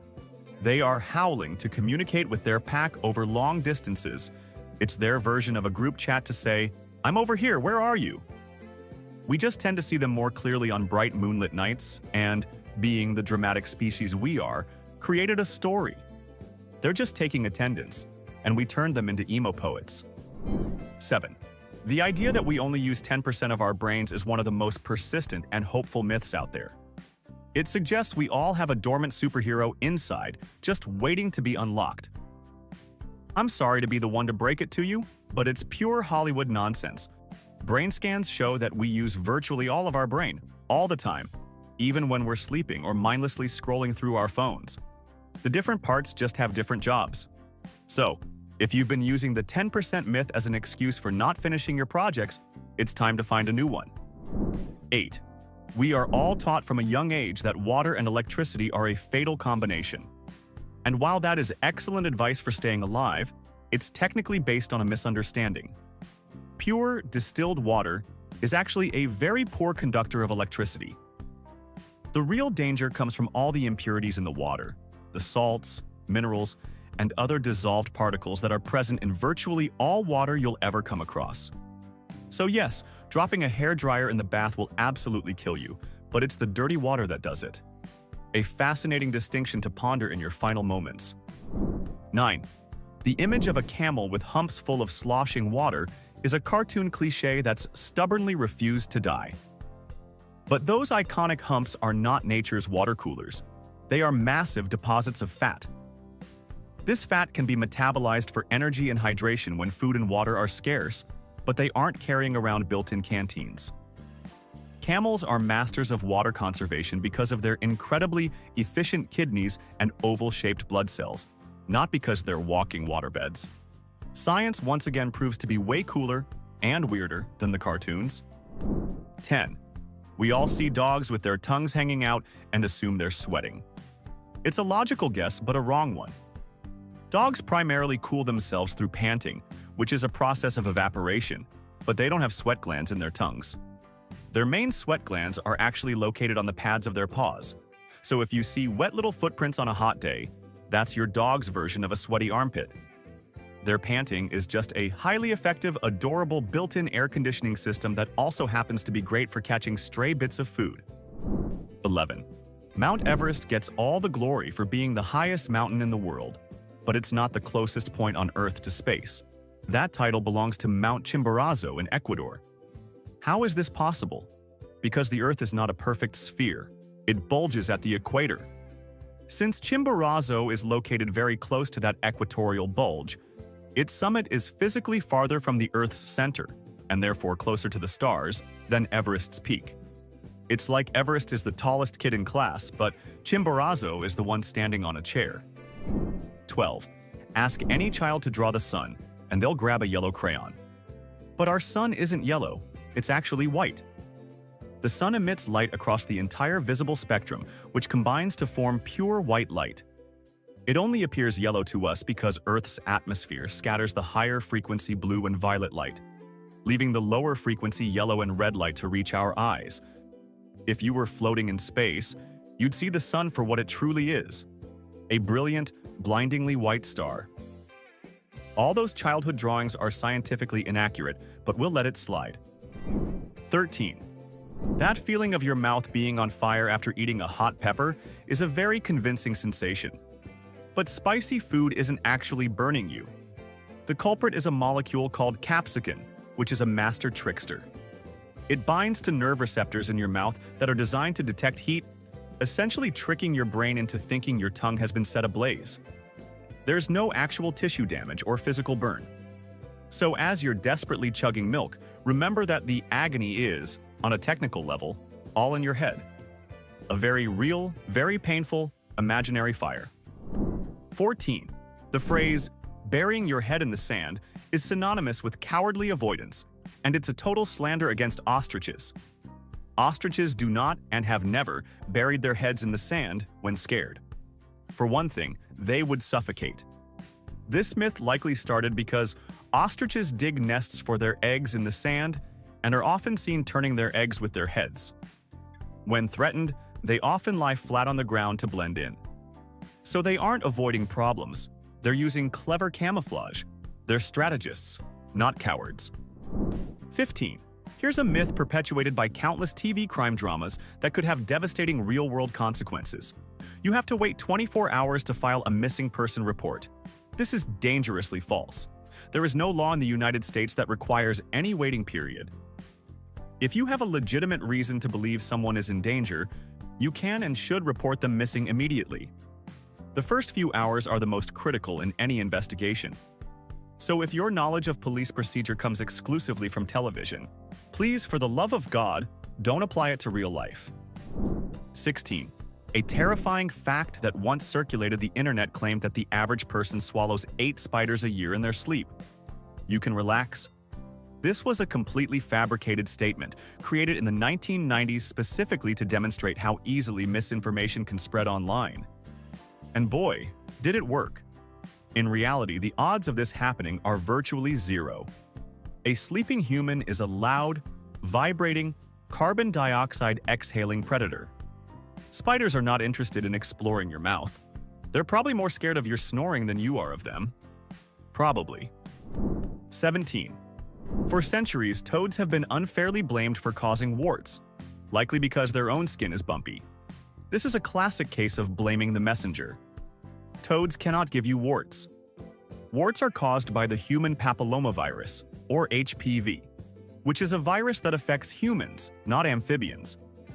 A toad's lumpy skin is just part of its natural charm, a defense mechanism that has nothing to do with you. So, the next time you see a toad, there's no need to recoil in fear. The little guy is innocent. 18. Lightning never strikes the same place twice. It's a common saying meant to offer comfort, suggesting that misfortune won't hit you again. It's a nice thought, but as a piece of meteorological advice, it's terrible. Lightning absolutely does strike the same place twice, and often, it prefers to. Tall, conductive objects like skyscrapers, radio towers, and certain trees are struck repeatedly. The Empire State Building, for example, gets hit around 25 times a year.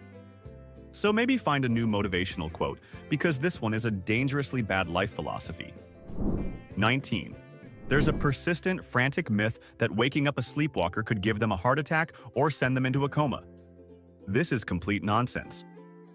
While it's true that abruptly waking them might leave them disoriented, terrified, and possibly ready to swing at you, it is not physically dangerous. In fact, the real danger is not waking them up. A sleepwalker peacefully navigating their way towards an open window or a steep staircase is a far greater risk than a grumpy, confused person safely back in their bed. Gently guide them back to safety. They'll thank you for it in the morning. Probably. 20. For generations, teenagers have been told to put down the chocolate bar if they want clear skin. It's a sad, joyless lie. Multiple scientific studies have failed to find any direct link between chocolate consumption and acne. Breakouts are primarily caused by hormones, genetics, and bacteria, not by your occasional indulgence in a Hershey's bar. So, if you've been stoically avoiding your favorite dessert in the name of dermatology, you have been depriving yourself for absolutely no reason. The only thing chocolate is guilty of is being delicious. 21. The movie Jaws did a spectacular job of branding the great white shark as a relentless, man-eating monster. The reality is far less cinematic. Great white sharks do not actively hunt humans. The vast majority of attacks are believed to be cases of mistaken identity. From below, a person on a surfboard or in a wetsuit looks tragically similar to a seal, which is their actual preferred meal. They take an exploratory bite, realize you're not a fatty, blubbery seal, and move on. You're not on their menu. You're just a disappointing appetizer.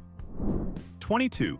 In the grand theater of the night sky, we often think of the North Star, Polaris, as the lead actor, the brightest of them all. It's not. In fact, it's not even in the top 40. The title of the brightest star in our night sky belongs to Sirius, the dog star. The North Star's only claim to fame is its incredibly convenient location. It sits almost directly above the Earth's North Pole, making it an unwavering beacon for navigation. It's not the most glamorous star, but it's the most reliable. It's the dependable pickup truck of the cosmos. 23. The fear of a bat getting tangled in your hair is a classic horror trope, but it's an insult to the bat's incredible abilities. Bats are masters of echolocation, able to navigate in total darkness by bouncing sound off objects. They can detect something as fine as a single human hair. They are far too agile and sophisticated to accidentally crash land into your carefully styled hairdo. If a bat flies near you, it's not because it's coming for you. It's because it's hunting the tiny insects that are flying around your head. Your hair is safe. 24. Here's a piece of botanical trivia that will make you question your entire snacking identity. Peanuts are not nuts. They are, in fact, legumes. They belong to the same family as peas, beans, and lentils. True nuts, like walnuts and almonds, grow on trees, while peanuts grow underground. So if your entire personality is built around your love for peanut butter, I hate to be the one to tell you, but you're not a nut lover, you're a bean enthusiast. It doesn't have the same ring to it, but it's the delicious truth. 25. The long-held belief that dogs see the world in black and white is a myth that robs our canine friends of their artistic sensibilities. They don't see the full spectrum of color that we do, but their world isn't a 1950s sitcom. Dogs are dichromats, meaning they see primarily in shades of blue and yellow, while reds and greens appear as shades of gray or brown. So that bright red ball you bought for your dog? To them, it looks like a dull brownish-gray blob. They'll still chase it, but it's not exactly a feast for their eyes. 26. There's a gentle, well-meaning myth that if you touch a baby bird, your human scent will cause its parents to abandon it. This is highly unlikely. Most birds have a very poor sense of smell and are far more guided by sight and sound. They are unlikely to even notice your scent. What they will notice is a giant predator, you, hanging around their nest, which might make them wary. So if you find a fallen fledgling, it's generally okay to gently place it back in its nest. The parents are more concerned about you than your smell. 27. For some reason, cheese has been unfairly blamed for causing bizarre, vivid nightmares. The idea is that eating a block of cheddar before bed will send your subconscious into a surreal frenzy. There is no scientific evidence to support this. A more likely explanation is that late-night, heavy meals, which often include cheese, can disrupt your sleep cycle, leading to more memorable dreams. But the cheese itself is innocent. So go ahead, enjoy that late-night snack. Your weird dreams are your own creation. Don't blame the dairy. 28. We're taught in school that we have 5 senses: sight, sound, smell, taste, and touch. That's a dramatic oversimplification. Humans have a whole host of other senses, including thermoception, the sense of temperature, nociception, the sense of pain, and equilibrioception, the sense of balance. And then there's proprioception, the incredible, unconscious awareness of where your body parts are in space. So the next time you manage to walk without tripping over your own feet, thank your amazing and often ignored extra senses. 29. We picture lightning as a dramatic bolt striking down from the heavens, but nature loves to keep us on our toes. Lightning doesn't always travel from the sky down. Sometimes it shoots upwards, from the ground to the clouds. This ground-to-cloud lightning is often initiated by tall structures like skyscrapers or towers. It's a powerful reminder that electricity doesn't really care about our conventional sense of direction. When you're in a thunderstorm, just assume the danger can come from literally anywhere and get inside. 30. The old saying, "a dog's mouth is cleaner than a human's," is something people repeat to feel better about getting sloppy kisses from their pets. It's not true.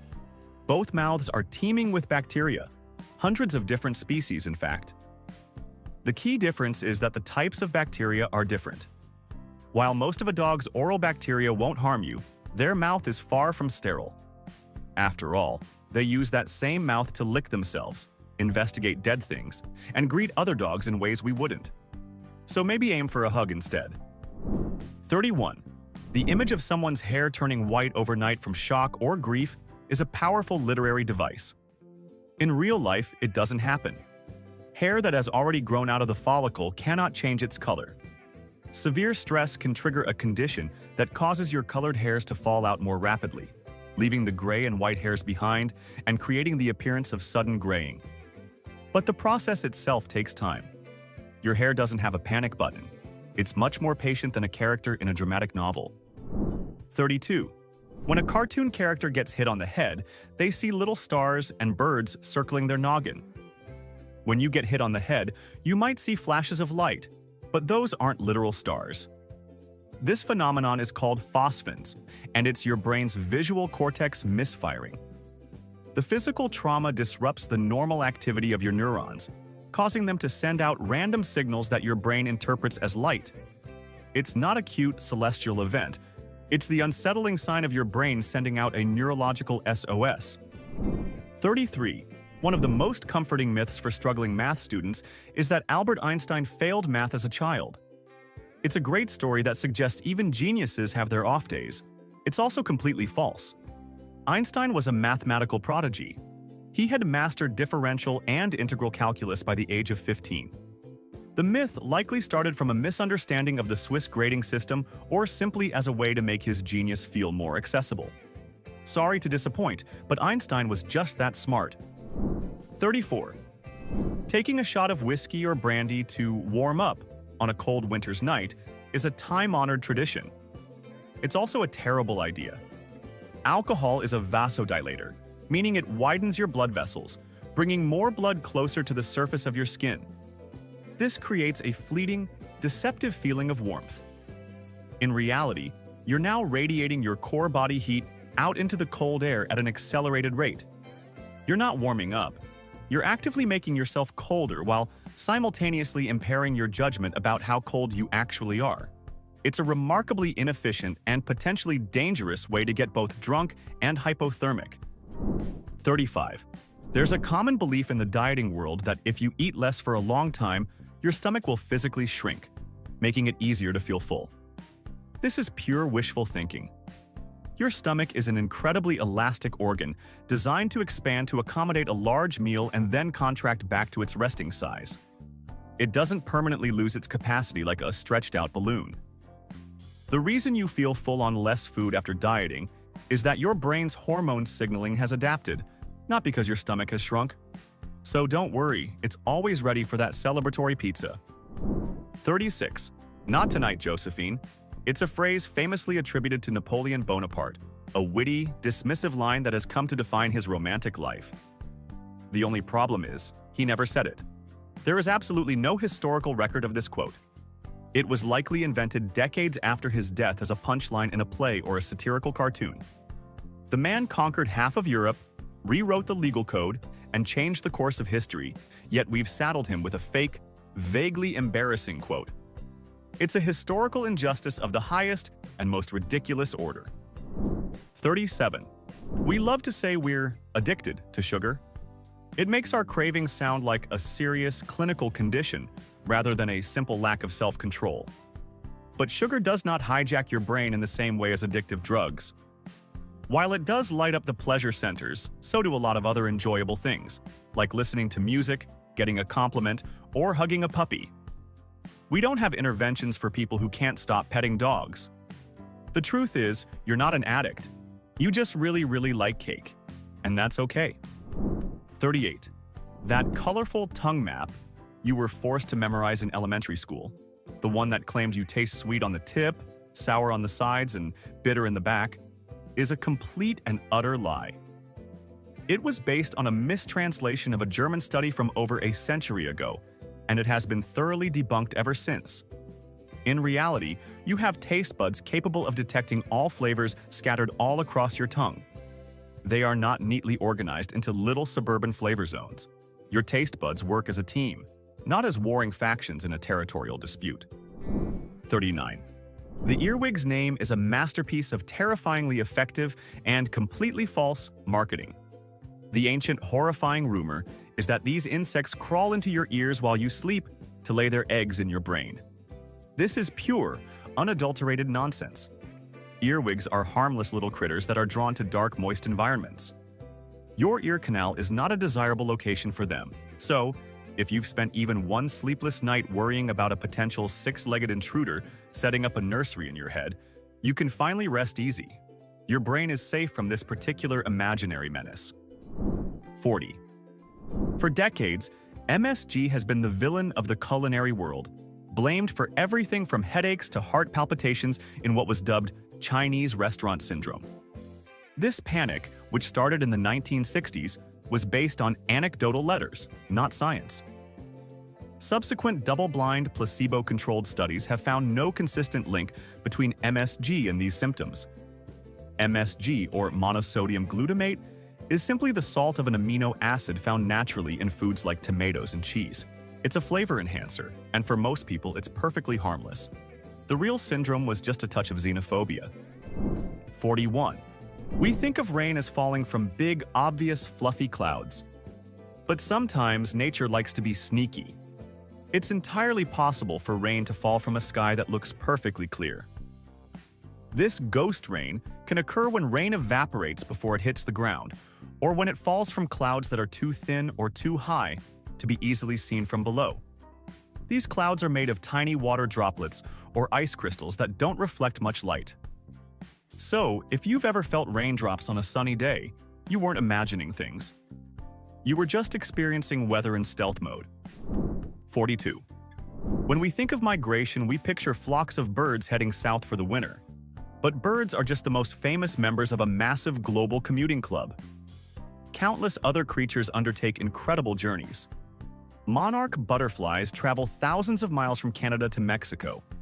Wildebeest traverse the Serengeti in the millions. Even tiny zooplankton migrate vertically in the ocean every single day. The birds get all the press and the poetic songs written about them, but the instinct to travel for survival is a planet-wide phenomenon. They're just the ones with the best public relations team. 43. The phrase "blind as a bat" is a complete insult to bats, which are not blind at all. In fact, most bat species can see quite well, and some have vision that is well adapted to low-light conditions. They rely on their phenomenal echolocation for hunting and navigating in total darkness, but that doesn't mean their eyes are useless. They use both sight and sound to perceive their world. So, calling them blind is not only inaccurate, but it completely overlooks the fact that they have a built-in superpower that we can only dream of. 44. Vanilla is often dismissed as the boring, default choice of the ice cream world. The plain flavor. This could not be further from the truth. Vanilla is one of the most complex and labor-intensive flavors on the planet. The vanilla bean comes from a specific type of orchid that, in most parts of the world, must be painstakingly pollinated by hand on the single day it blooms. The beans then undergo a months-long curing process. It's an agricultural miracle.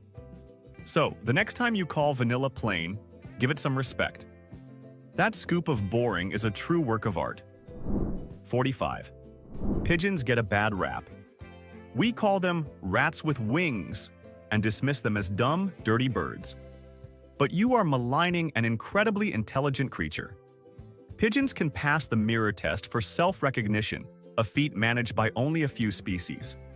They can learn to count, recognize all 26 letters of the alphabet, and even distinguish between the paintings of Monet and Picasso.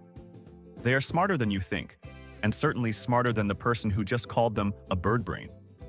They're probably looking down on you from that telephone wire, judging your poor taste in art. 46. Our pop culture image of a black hole is a cosmic vacuum cleaner, aggressively sucking up everything in the universe like an interstellar Pac-Man. This is misleading. A black hole is not a celestial predator hunting for prey. It's simply an object with an immense amount of mass packed into a tiny space, resulting in an incredibly strong gravitational field. Its gravity behaves just like any other objects until you get very close to it. If our sun were replaced with a black hole of the same mass, Earth would continue to orbit it just fine. We'd just freeze to death. 47. Pink Floyd gave us a legendary album called The Dark Side of the Moon, cementing the idea of a perpetually shadowed, mysterious lunar hemisphere. But the moon has no permanent dark side. It has a far side, which we can't see from Earth because the moon is tidally locked, meaning it rotates at the same rate that it revolves around us. However, both sides of the moon receive an equal amount of sunlight over the course of a lunar day. The far side is just as illuminated as the near side. We just never get to see it happen. 48. Hollywood loves the explosive decompression scene. A person exposed to the vacuum of space instantly pops like a water balloon. It's wonderfully dramatic and completely wrong. Without a spacesuit, you wouldn't explode. Your blood would not boil, because the pressure of your circulatory system would keep it liquid. You would, however, lose consciousness in about 15 seconds due to lack of oxygen. The moisture on your tongue and in your eyes would boil away, and you'd eventually freeze solid. It's a grim fate, to be sure, but far less theatrical than the movies suggest. 49. Sharks are often depicted as having a near supernatural ability to smell a single drop of blood from miles away. While their sense of smell is incredibly acute, this is a wild exaggeration. They can detect chemicals in the water at concentrations as low as 1 part per billion, equivalent to 1 drop in a swimming pool, but that scent doesn't travel for miles in a straight line. Ocean currents disperse it. A shark isn't going to detect your paper cut from across the bay and make a beeline for you. It's a predator, not a blood-seeking missile. 50. The poor goldfish has become the universal symbol for a terrible memory, doomed to endlessly rediscover its own tiny bowl every 3 seconds. We've used this fact to justify keeping them in glorified puddles of water, assuming they're too dumb to be bored. This is a gross underestimation, and frankly, slander against the entire species. Studies have shown that goldfish can remember things for months, not seconds.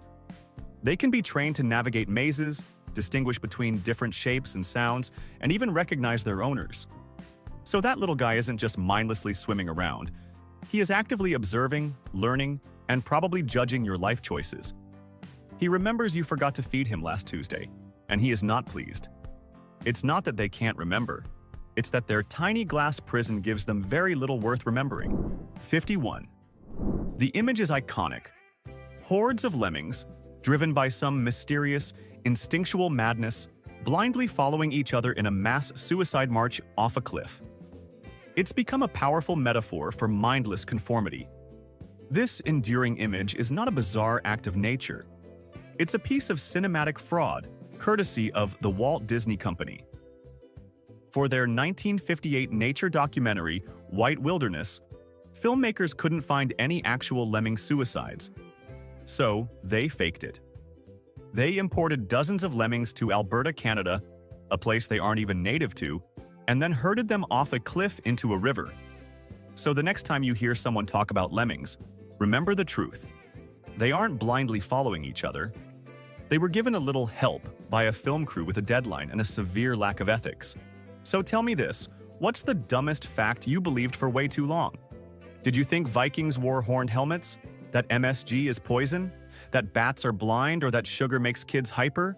Drop your personal myth fail in the comments and let's crown the king of mistaken knowledge.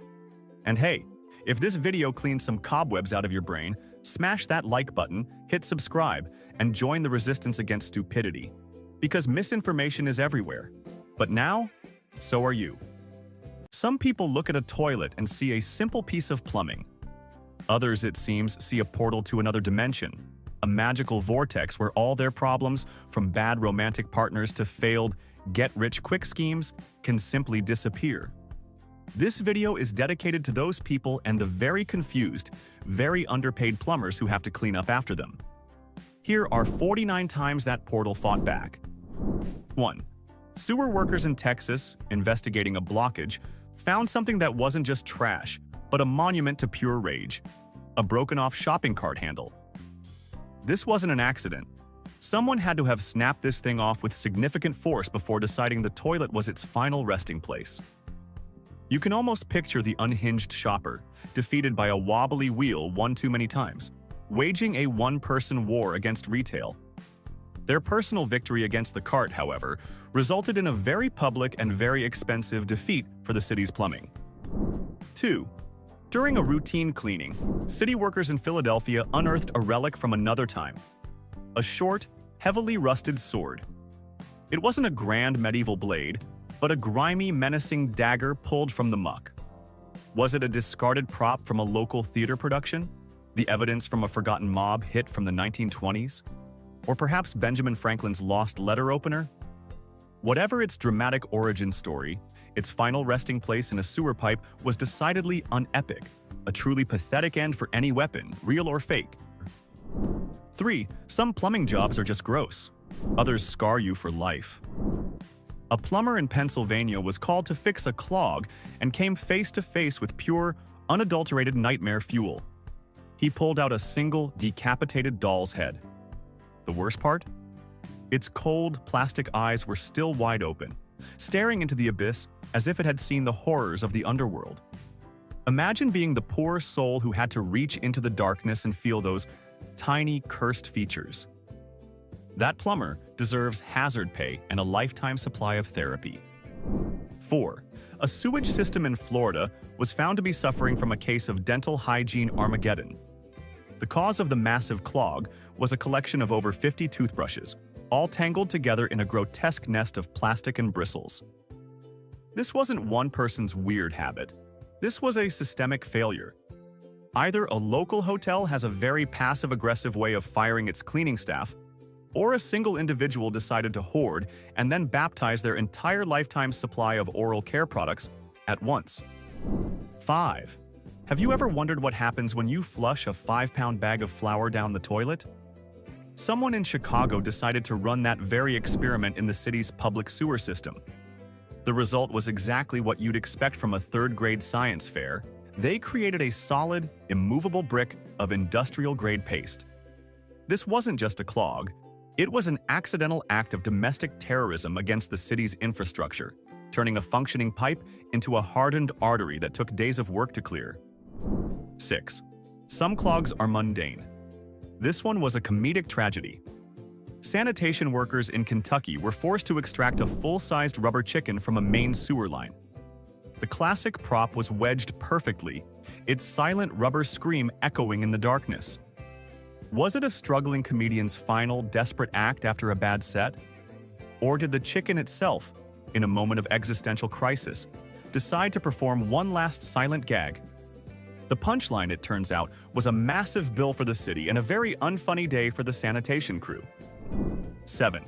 A plumber in Washington, D.C., working near the heart of the nation, pulled a small globe out of a blocked drain. Finding a toy isn't that strange, but this one seemed to be making a statement. There was a tiny, perfectly round hole punched directly through the spot where the United States should have been. This wasn't just a clog. It was a not-so-subtle piece of political commentary. Was it an angry diplomat, a disillusioned tourist, or the Illuminati's lost paperweight? Your move, conspiracy theorists. 8. In the sterile, soul-crushing environment of a corporate office building, a toilet backed up. The cause wasn't paper towels, but dozens of business cards from the same company. This wasn't a networking event gone wrong. This was the desperate final act of an employee who decided to literally flush away their 9-to-5 existence. It was a bold, if ineffective, way to tender one's resignation, a silent rebellion against synergy and circling back that only succeeded in creating a problem for the maintenance guy. 9. In the sun-scorched landscape of Arizona, a city worker investigating a sewer line discovered the ghost of a golfer's rage, a fully intact golf club. This wasn't just lost equipment. This was the final act of a spectacularly bad game. You can almost feel the story, the top drives, the missed putts, the crushing defeat. Instead of just breaking the club over his knee, this sportsman marched to the nearest restroom and performed a burial at sea. It was a grand, futile gesture to punish an inanimate object for his own lack of talent. 10. A high-end Las Vegas hotel had to shut down a suite's bathroom after the toilet mysteriously quit. The plumber, expecting the usual, instead pulled out a pair of handcuffs, locked tight with no key in sight. This find speaks volumes by saying nothing at all. When the hotel staff was politely questioned about it, they gave a look that wordlessly screamed, "What happens in Vegas sometimes has to be cut out of the plumbing with a blowtorch." 11. The irony was thick enough to cut with a knife. A bakery restroom in New York suffered a catastrophic failure caused by an entire, half-eaten birthday cake being stuffed down the toilet. The cheerful frosting, the celebratory message, all sent to a watery grave. This wasn't an accident. This was a statement. Someone was so profoundly unhappy with their birthday surprise that they decided the only appropriate response was to give the cake a porcelain funeral. It's a tragic tale of shattered expectations and buttercream-based revenge. 12. A plumber in Seattle, responding to a residential call, found the dismembered remains of a pair of roller skates. The pipes were clogged with a collection of wheels and tiny metal bearings. There was no sign of the actual boots, just the functional parts. This suggests a quiet, methodical mission. Was it someone silently retiring from the roller derby scene, piece by piece? Or a disastrous DIY repair job that spiraled out of control? Either way, it was a very strange and crunchy problem to solve. 13. A plumber in New York City found himself face to face with a tiny symbol of American freedom, hopelessly trapped.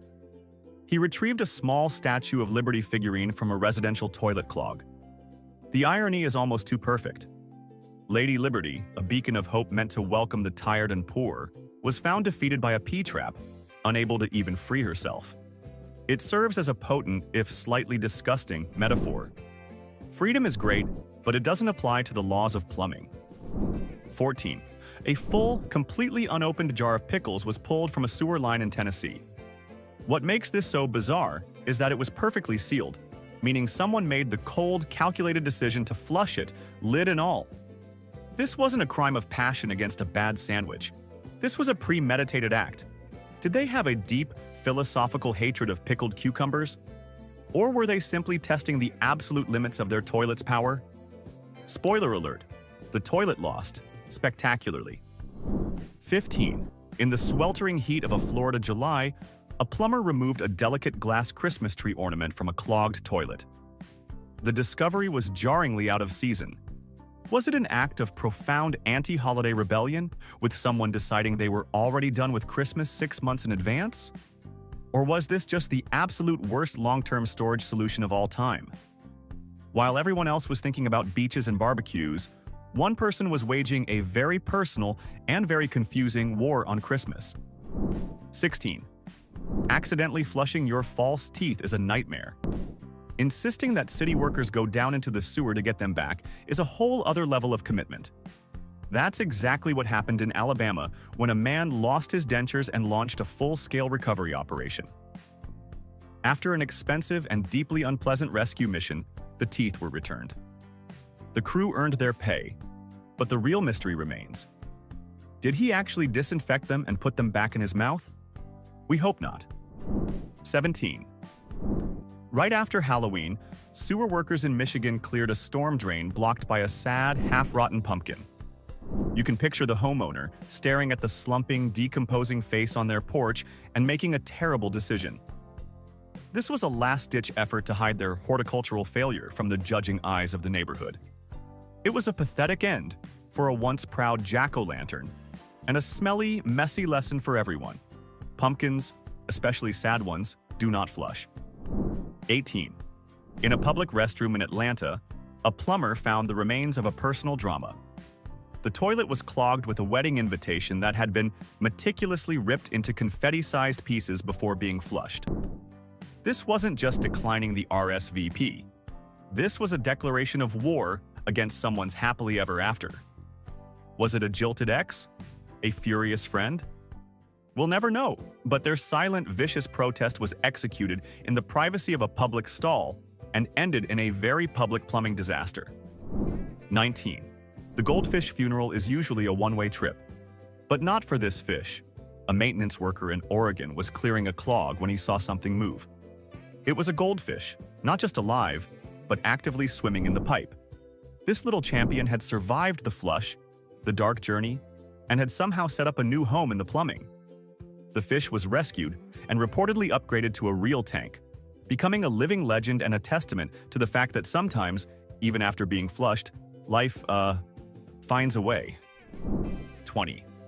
A guitarist in Nashville, the heart of country music, kept losing his favorite, perfectly worn-in guitar pick. He assumed it had vanished into the ether, a sacrifice to the gods of music.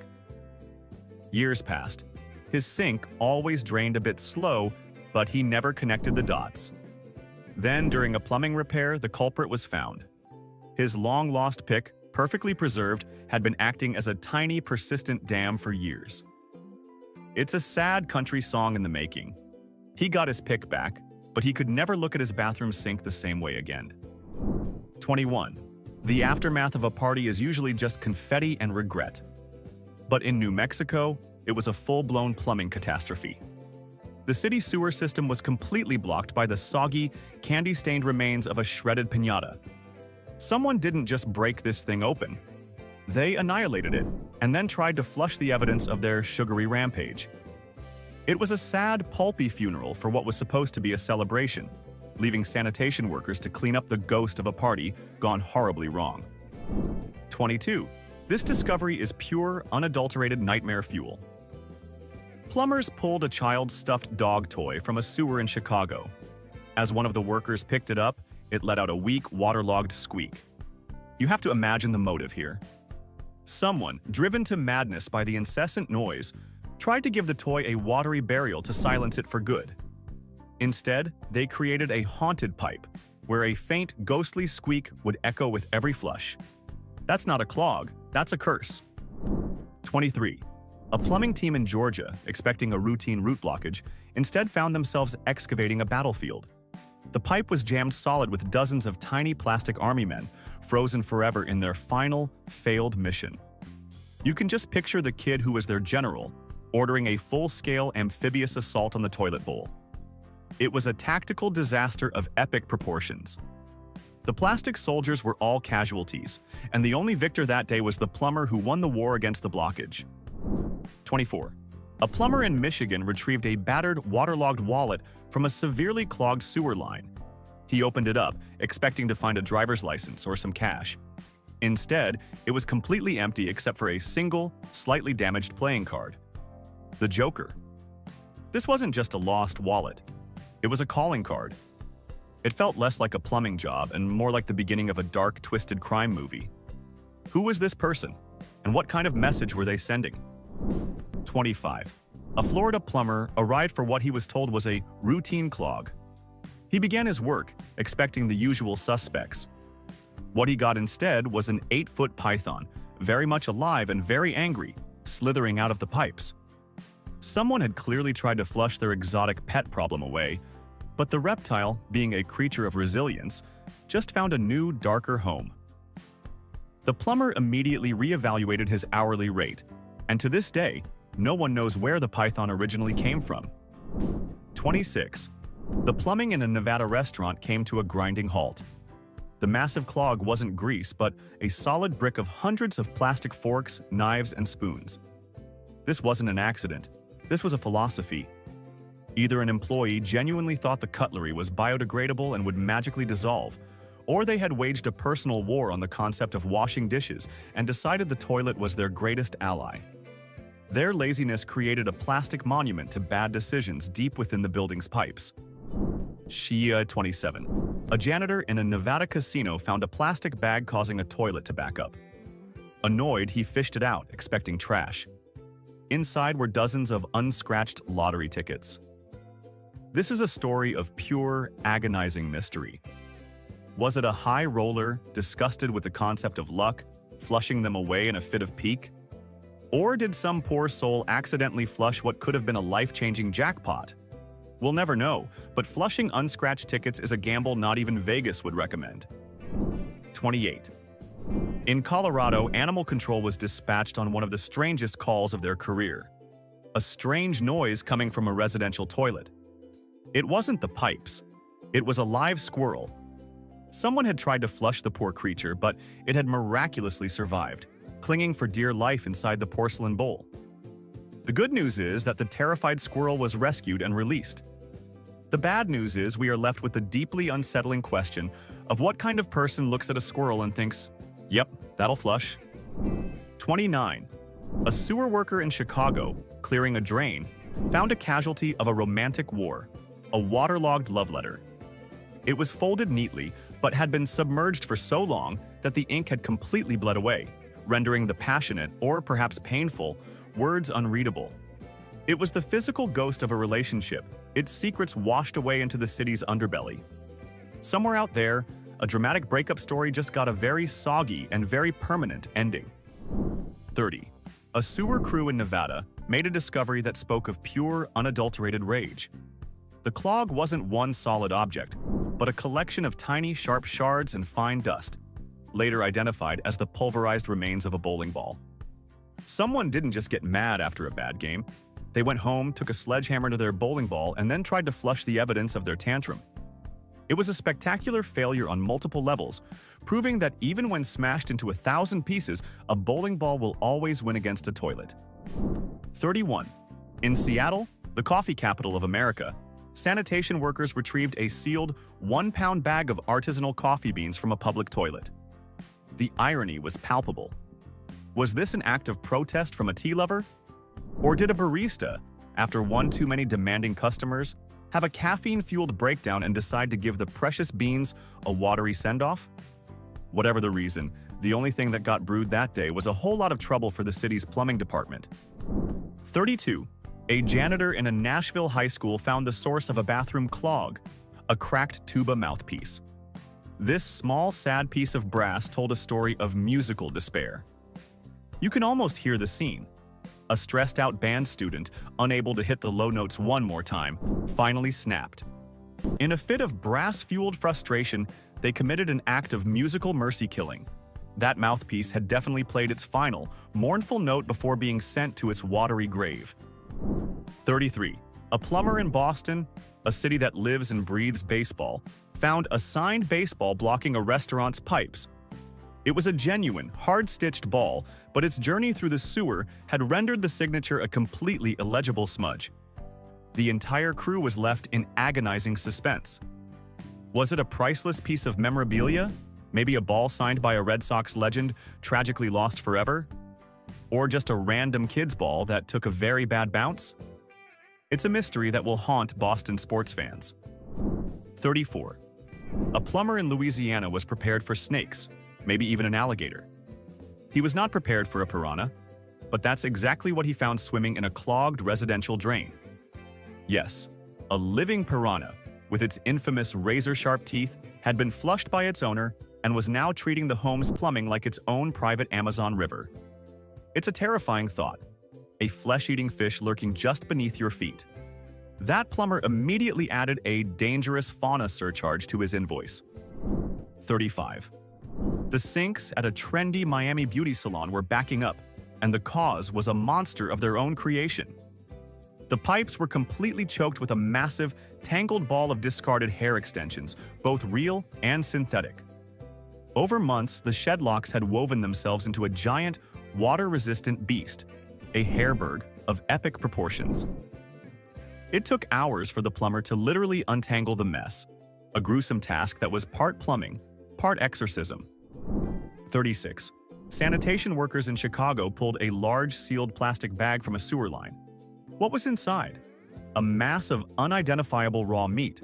It wasn't steak, it wasn't chicken, it was just mystery meat. The discovery left everyone with a string of deeply unsettling questions. What animal was it? Why was it flushed? Was this a home butchering experiment that went horribly, horribly wrong? It was a culinary crime scene with no witnesses, just a very smelly, very strange piece of evidence. 37. A city crew in Philadelphia had to use heavy equipment to remove a small, metal safe from a drainage system. It was locked tight and surprisingly heavy, sparking theories of mob money.